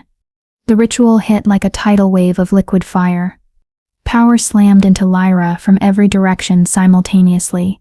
Pack bonds channeling raw werewolf strength. Vampire magic carrying the essence of death and blood. Witchcraft weaving it all into patterns of sublime complexity. It poured into her and through her, seeking the mate bond connection to Cade. She felt him receiving the same overwhelming flood, felt their combined bond struggling to process and channel power that no two wolves should ever possess. The pain was immediate and absolute, not physical pain, but spiritual agony, as their very souls were stretched to contain forces meant to be spread across entire species. Hold, High Priestess Morgana commanded. We're establishing the base connection. Once stable, we redirect toward the prison. Stable. The word was laughable. Lyra felt like she was drowning in an ocean of power, while simultaneously being burned alive. The only thing keeping her anchored was Cade's presence through the bond, his strength merging with hers until she couldn't tell where one ended and the other began. Images flashed through their shared consciousness. The first vampire's prison, deep beneath the earth, ancient seals cracking in bleeding power. They could see him through the ritual's magical sight, a darkness so absolute it made normal darkness look bright by comparison. Hunger given form, destruction made manifest, a being that had existed before civilization and would exist long after if they failed here. Channel now. Morgana's voice cracked like a whip. The witches redirected the power flow, and suddenly, instead of drowning in it, Lyra and Cade became the funnel through which it poured. Raw supernatural energy flowing through their mate bond, refined by their combined will, directed toward the failing prison seals with surgical precision. For one brilliant moment, it was working. The seals began to reinforce, ancient magic responding to the influx of power. The cracks sealed, the darkness contained. Victory seemed possible. Then the sabotage hit. Someone in the ritual circle had been planted, not to openly attack, but to introduce subtle flaws into the power flow, disruptions too small to notice individually, but accumulating into critical instability. The ritual began to collapse. "We're losing containment," one of the witches shouted. "The power matrix is fragmenting." "Hold formation," Morgana commanded. "If we lose cohesion now, the backflow will kill everyone." But it was too late. The carefully woven patterns of power were unraveling. Wolves began screaming as pack bonds fractured under strain. Vampires staggered as their blood magic turned against them. The chamber itself started shaking, ancient stones cracking under the weight of barely controlled energy. Through the chaos, Lyra felt something else. A presence pushing against her consciousness through the ritual connection. Not the first vampire himself, but something almost as terrifying. Lady Seraphina. The vampire leader wasn't in the chamber physically, but she'd somehow connected herself to the ritual through one of her loyalist delegates. And now she was actively trying to steer the convergence not toward reinforcing the prison, but toward shattering it completely. If I can't control the first vampire's release, her thought echoed through the magical connection, then I'll ensure it happens on terms that give my faction the best chance of survival. Let him emerge while you're all exhausted from the ritual. Let him consume the other species first, while vampires retreat to safe territories. No, Lyra gasped, fighting against the vampire leader's manipulation, while simultaneously trying to keep the ritual from exploding. You'll doom everyone, including your own people. Better a chance of survival through strategic retreat than certain death through failed cooperation, Serafina replied coldly. The ritual circle was in chaos now. Multiple participants had collapsed. The power flow was becoming actively dangerous, spiraling out of control as Serafina's interference corrupted the carefully designed patterns. Lyra felt herself losing the battle.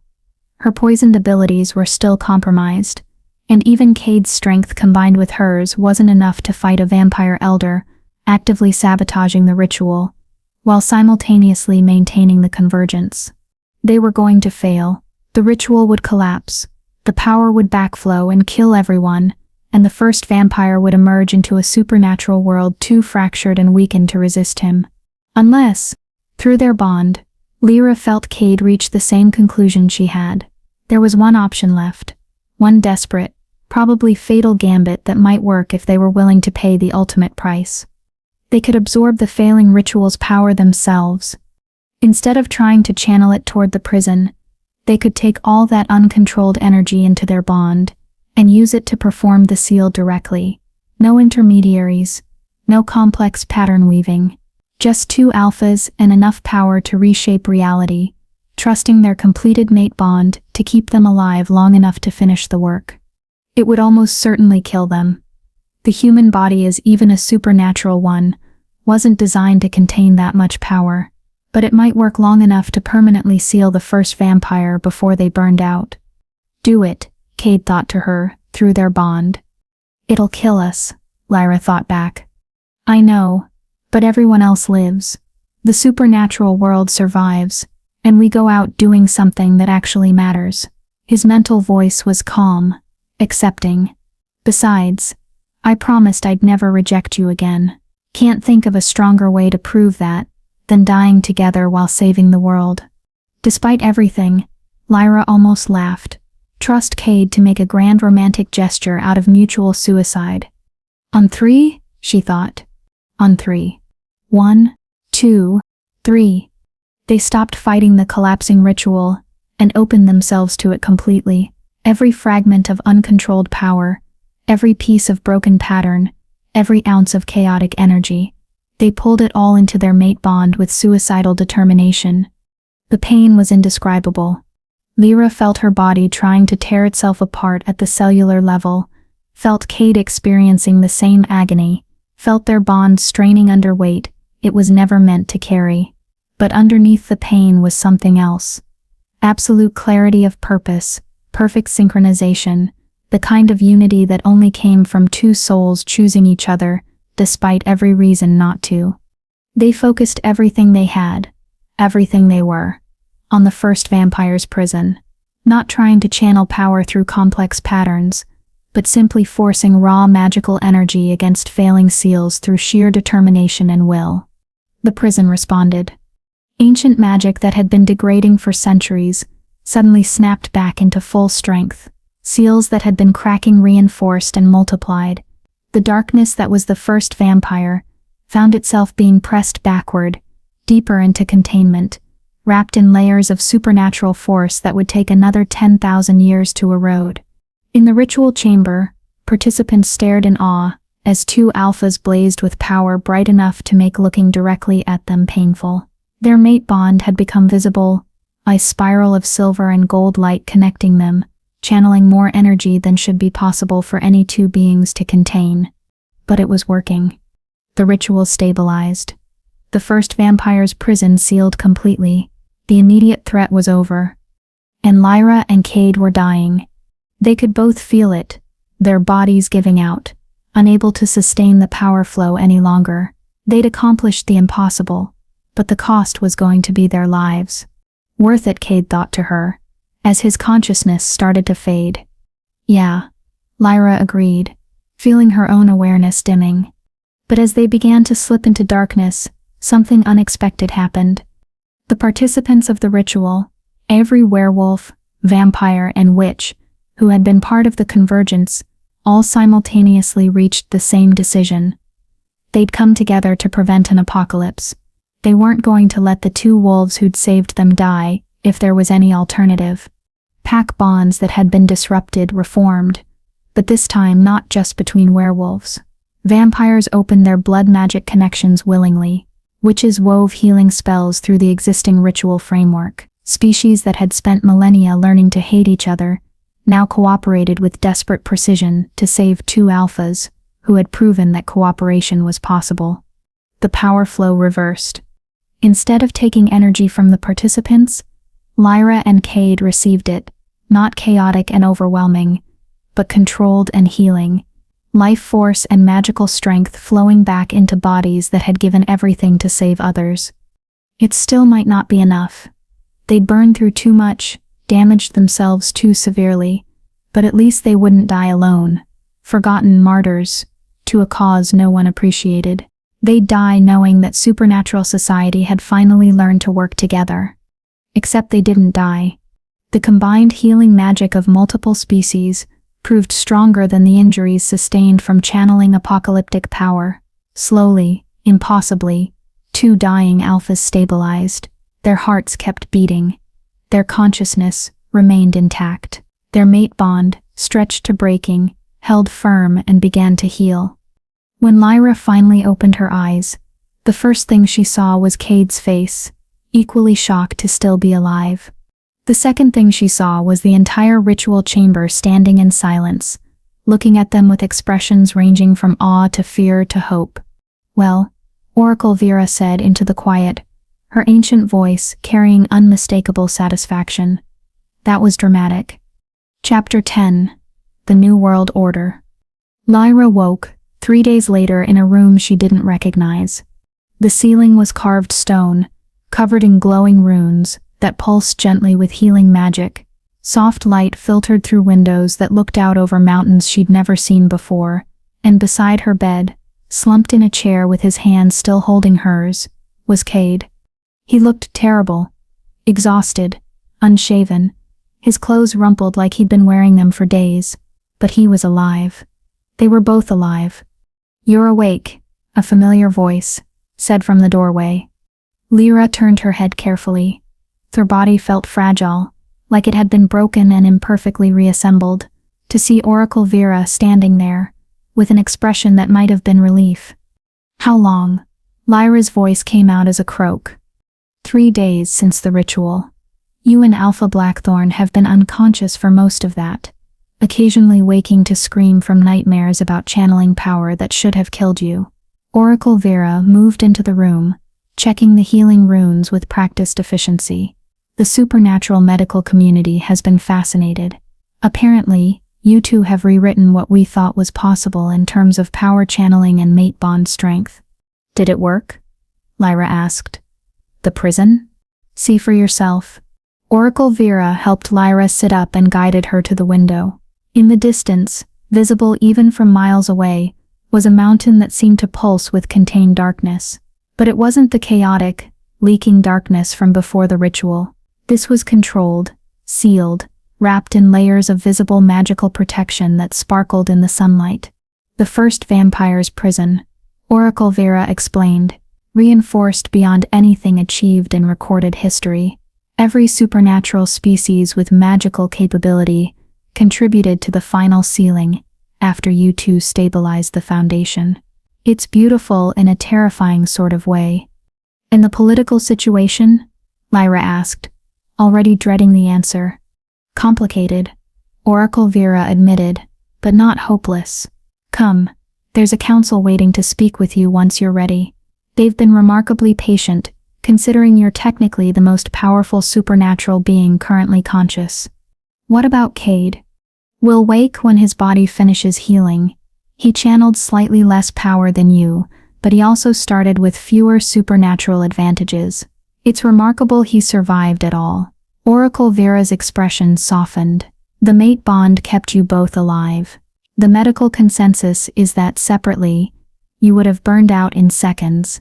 Together you lasted long enough for help to arrive. Lyra looked back at Cade, still sleeping peacefully despite the chaos of the past days. Let him rest, she decided. I'll handle the council meeting. Are you sure? You're barely healed yourself. I'm sure. Besides, Lyra smiled despite her exhaustion. I've faced down vampire conspirators, and ancient apocalyptic threats. How bad can a political council be?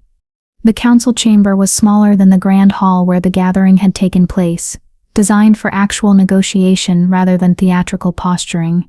Around an oval table sat representatives from every major supernatural faction: werewolves, vampires, witches, and several species Lyra hadn't encountered before. King Aldrich presided at the head of the table, his ancient eyes sharp despite his visible fatigue. High Priestess Morgana sat to his right, looking serene as always, and to his left, in a chair that had presumably been empty until recently, sat a vampire Lyra had never seen before. Alpha Silverblood, King Aldrich greeted her formally.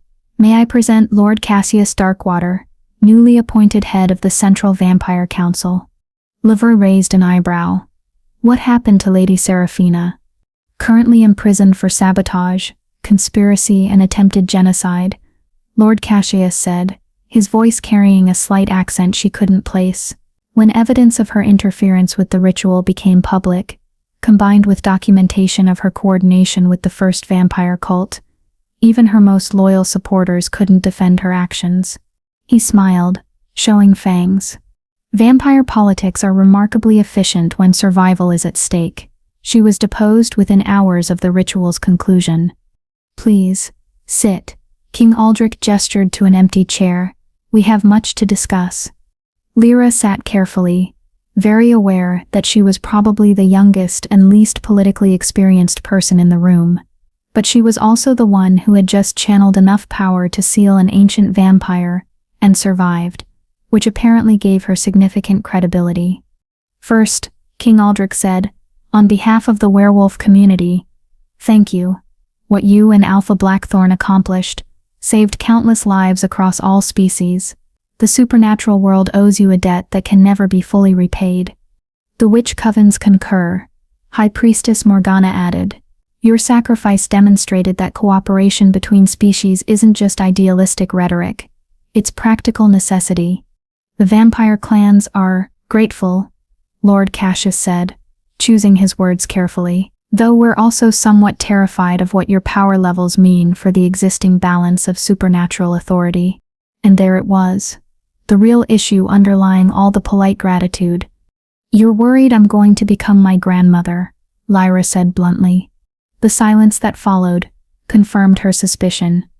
Your abilities are unprecedented, King Aldrich said carefully. The combination of Silverblood heritage, completed mate bond with another alpha, and the power channeling you accomplished during the ritual. Our best estimates suggest you could command every werewolf in this hemisphere if you chose to, possibly every supernatural being with sufficient magical essence, which makes you functionally a goddess, Lord Cassius added, and history suggests that beings with godlike power rarely use it benevolently. Lyra felt anger flare, but she suppressed it. They weren't wrong to be concerned. Her grandmother had possessed similar power, and used it to try dominating everyone. The parallels were obvious and terrifying. I don't want to rule you, she said quietly. Any of you. The Borderlands Pact exists because traditional power structures were failing wolves who needed something better. But I never intended to expand beyond providing sanctuary for those who needed it. And yet your influence is expanding whether you intend it or not, High Priestess Morgana said. It wasn't an accusation, just a statement of fact. In the 3 days since the ritual, 17 werewolf packs have formally requested to restructure their governance, using the Borderlands democratic model. 43 rejected wolves have applied for sanctuary in your territory, and at least 5 alpha leaders have indicated they would willingly submit to your authority if you chose to claim it. Because they saw what we accomplished together, Lyra replied. Not domination, cooperation. Multiple species working in harmony toward a common goal. That's the model I want to expand, not some tyrannical empire. Pretty words, Lord Cassius said. But how do we know you'll maintain that philosophy as your power grows? How do we trust that you won't eventually decide that forced cooperation is more efficient than voluntary participation? It was the question at the heart of everything. How do you prove you won't become a tyrant when you have the power to become one easily? You don't, Lyra admitted. You can't know what I'll do a decade from now, or a century from now. Power does corrupt, and I'm not arrogant enough to think I'm immune to that. She leaned forward, meeting each council member's eyes in turn. But here's what I can offer. Every decision I make regarding supernatural policy, I submit to review by a multi-species council. Every expansion of the Borderlands model, I coordinate with existing territorial authorities. Every use of Silverblood abilities beyond basic pack management, I document and justify publicly. Accountability, High Priestess Morgana said thoughtfully. You're proposing voluntary limitation on your own power. I'm proposing the same thing I've built in my own territory, governance through consent and cooperation, rather than domination. Yes, I could force my will on everyone, but my grandmother proved that forced obedience creates resentment and rebellion. Voluntary cooperation is harder, slower, messier, and infinitely more stable. And if we refuse your offer? King Aldrich asked. If we decide the risk of another Isabella Silverblood is too great and move to suppress your abilities? The threat hung in the air. Lyra felt the mate bond stir as Cade's consciousness brushed against hers from wherever he was resting, aware of the danger even in sleep, ready to stand with her if needed. Then you prove you've learned nothing, Lyra said quietly. My grandmother was created by alphas who saw her as a threat and tried to eliminate her. That attempt at suppression just made her more paranoid and aggressive. If you come after me now, you'll create exactly the tyrant you're afraid of. She stood, moving to the window that overlooked the sealed prison mountain. I don't want to rule you. I don't want to dominate or control or force anyone to follow me. I want to build a supernatural society where rejected wolves don't need sanctuaries because they're valued in their home packs, where species cooperate because they recognize mutual benefit, not because they're compelled, where power comes from trust and choice rather than fear and domination. She turned back to face the council. Give me the chance to prove that's possible. Let me expand the Borderlands model gradually, with oversight and accountability. Let me demonstrate that Silverblood power can be used for building rather than destroying. And if I start showing signs of becoming my grandmother, if I start using compulsion where I should be earning trust, then you'll have plenty of warning to intervene. The council members exchanged glances, silent communication passing between them. Finally, King Aldrich spoke. We have a counter-proposal. The Borderlands Pack maintains its autonomy and continues its governance model. You are granted authority to offer sanctuary to any rejected wolf who seeks it, regardless of their pack of origin. And in exchange, you serve on a newly formed supernatural council as the werewolf representative for progressive reform. Meaning? Lyra asked cautiously. Meaning you get a formal voice in multi-species policy decisions, High Priestess Morgana explained. But so do representatives from traditional werewolf packs, vampire clans, witch covens, and other supernatural communities. Your power is balanced by other voices, and all major decisions require consensus. It's not perfect, Lord Cassius admitted. You'll be frustrated by how slowly consensus builds. You'll want to simply command solutions into existence, but it prevents any single faction, including yours, from dominating the others. Lyra considered the offer. It wasn't what she'd been fighting for, but it wasn't tyranny or suppression either. It was compromise, the messy, imperfect reality of actually building cooperation between different groups with different interests. I accept, she said, on one additional condition, which is, rejected wolves from all species, not just werewolves, are granted the same sanctuary rights. If a vampire is cast out for political inconvenience, if a witch is exiled for questioning coven authority, they can seek refuge in the Borderlands just like rejected werewolves. The council members looked shocked. Multi-species integration went far beyond what anyone had proposed. That's unprecedented, King Aldrich said slowly. So was a convergence ritual, Lyra countered. So was multiple species cooperating to seal an ancient threat. We just proved that unprecedented things are possible when we're willing to try. I'm asking you to try one more unprecedented thing, treating all rejected beings with the same compassion, regardless of their species. Another round of silent communication between council members. Provisionally agreed, High Priestess Morgana said finally, with the understanding that each case will be evaluated individually, and other species have the right to request extradition for genuine criminals. Fair enough, Lyra agreed. Then we have terms, King Aldrich declared. Alpha Silverblood maintains her territory and governance model. The Supernatural Council is formed with representatives from all major factions. Multi-species sanctuary is granted with appropriate oversight, and we all hope desperately that this experiment in cooperation doesn't explode in our faces. Despite the tension, several council members smiled. There's one more matter, Lord Cassius said. Marcus Sterling's sister. She was indeed being held as leverage, and she provided valuable intelligence about vampire cult operations. She's requested asylum in your territory. Granted, Lyra said immediately. And Marcus himself has asked to remain with your pack despite his role as a planted spy. That was more complicated. Marcus had betrayed them, fed information to enemies, contributed to plans that could have gotten them all killed. But he'd also been coerced through threats to his sister, and he'd ultimately chosen to help them when given the chance.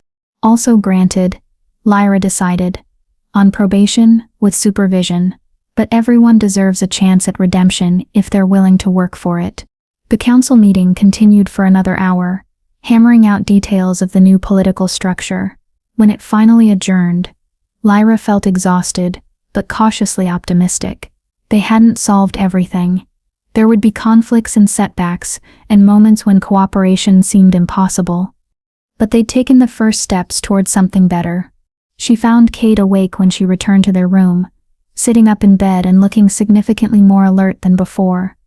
You handled the council without me, he said, not quite making it a question. Seemed like a good opportunity to practice diplomacy while you were unconscious. Lyra sat on the edge of the bed.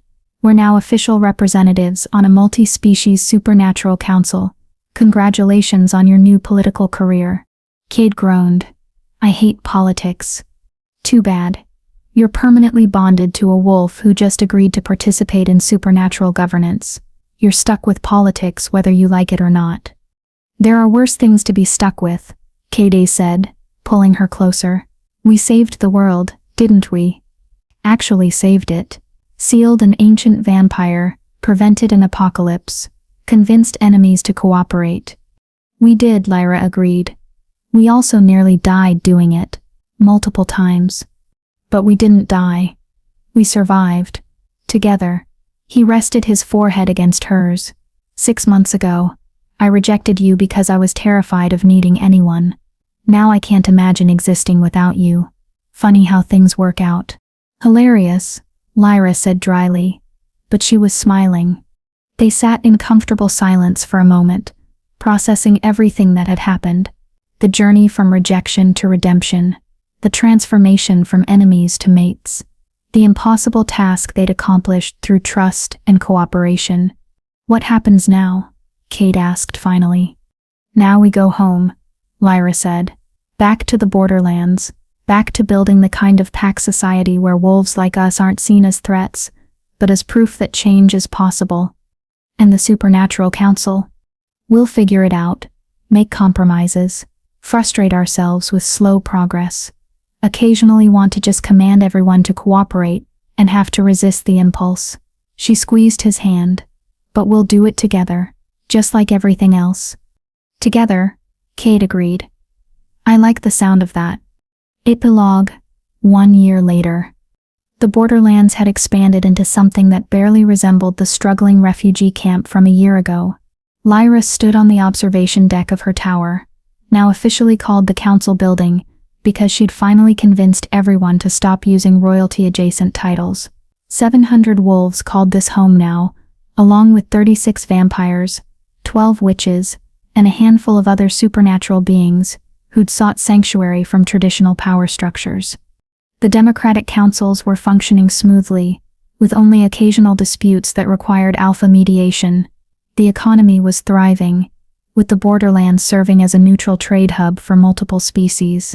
And most importantly, rejected wolves from across the supernatural world were discovering that being cast out wasn't the end of their story. "You're brooding again," Arya said, appearing beside her with the casualness of someone who'd become pack's second in command. "What is it this time? Worried about the Supernatural Council meeting next week? Concerned about the expansion requests? Anxious about—" "I'm pregnant," Lyra said quietly. Arya's jaw dropped. "You're, what? Pregnant?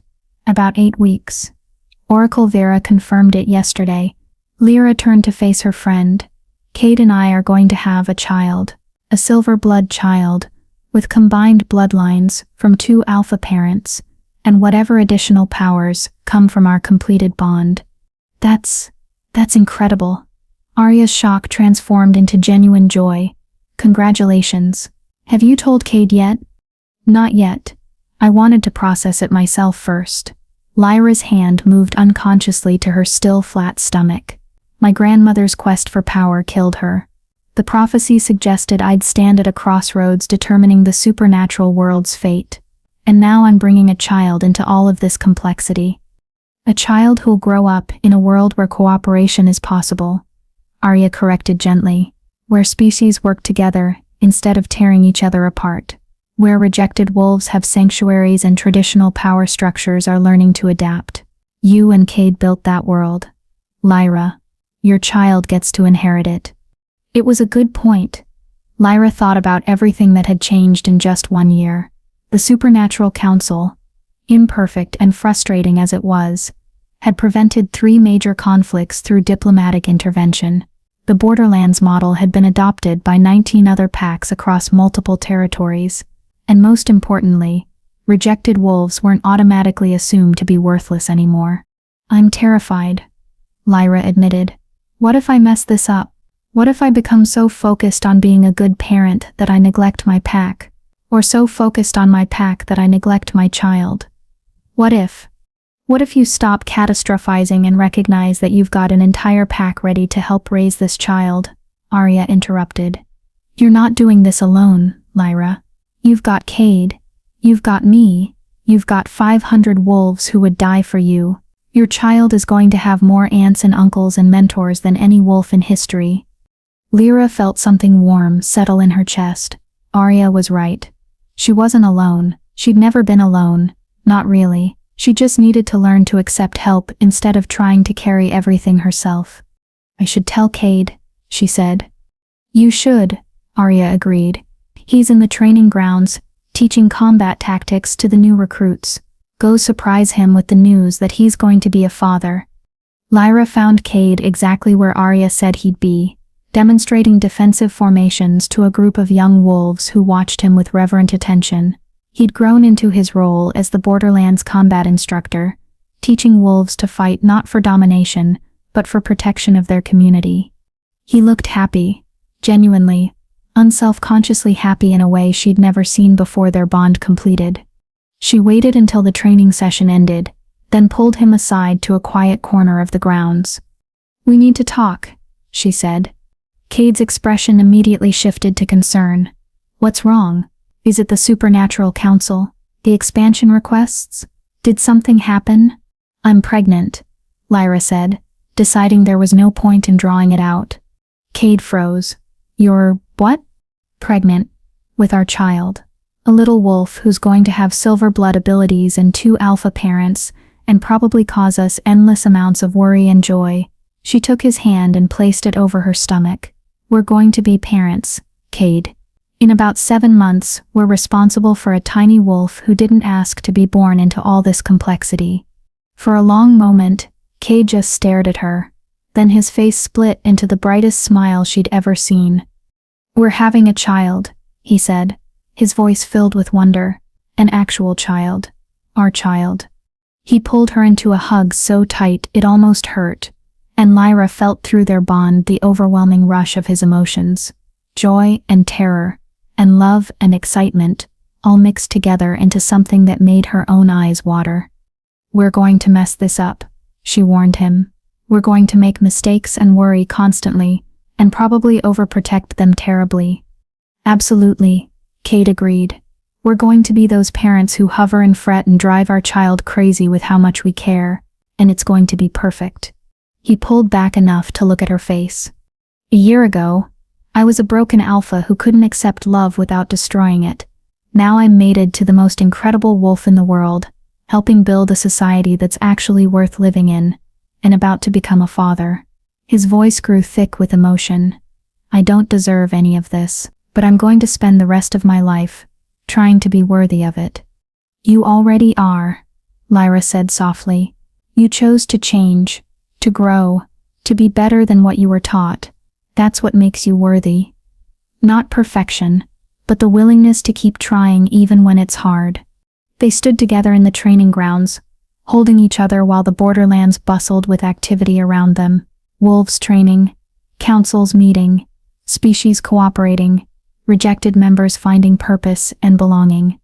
Everything Isabella Silverblood had tried to build through force and domination, Lyra had achieved through trust and choice, and now she was bringing a child into a world where that approach had proven successful.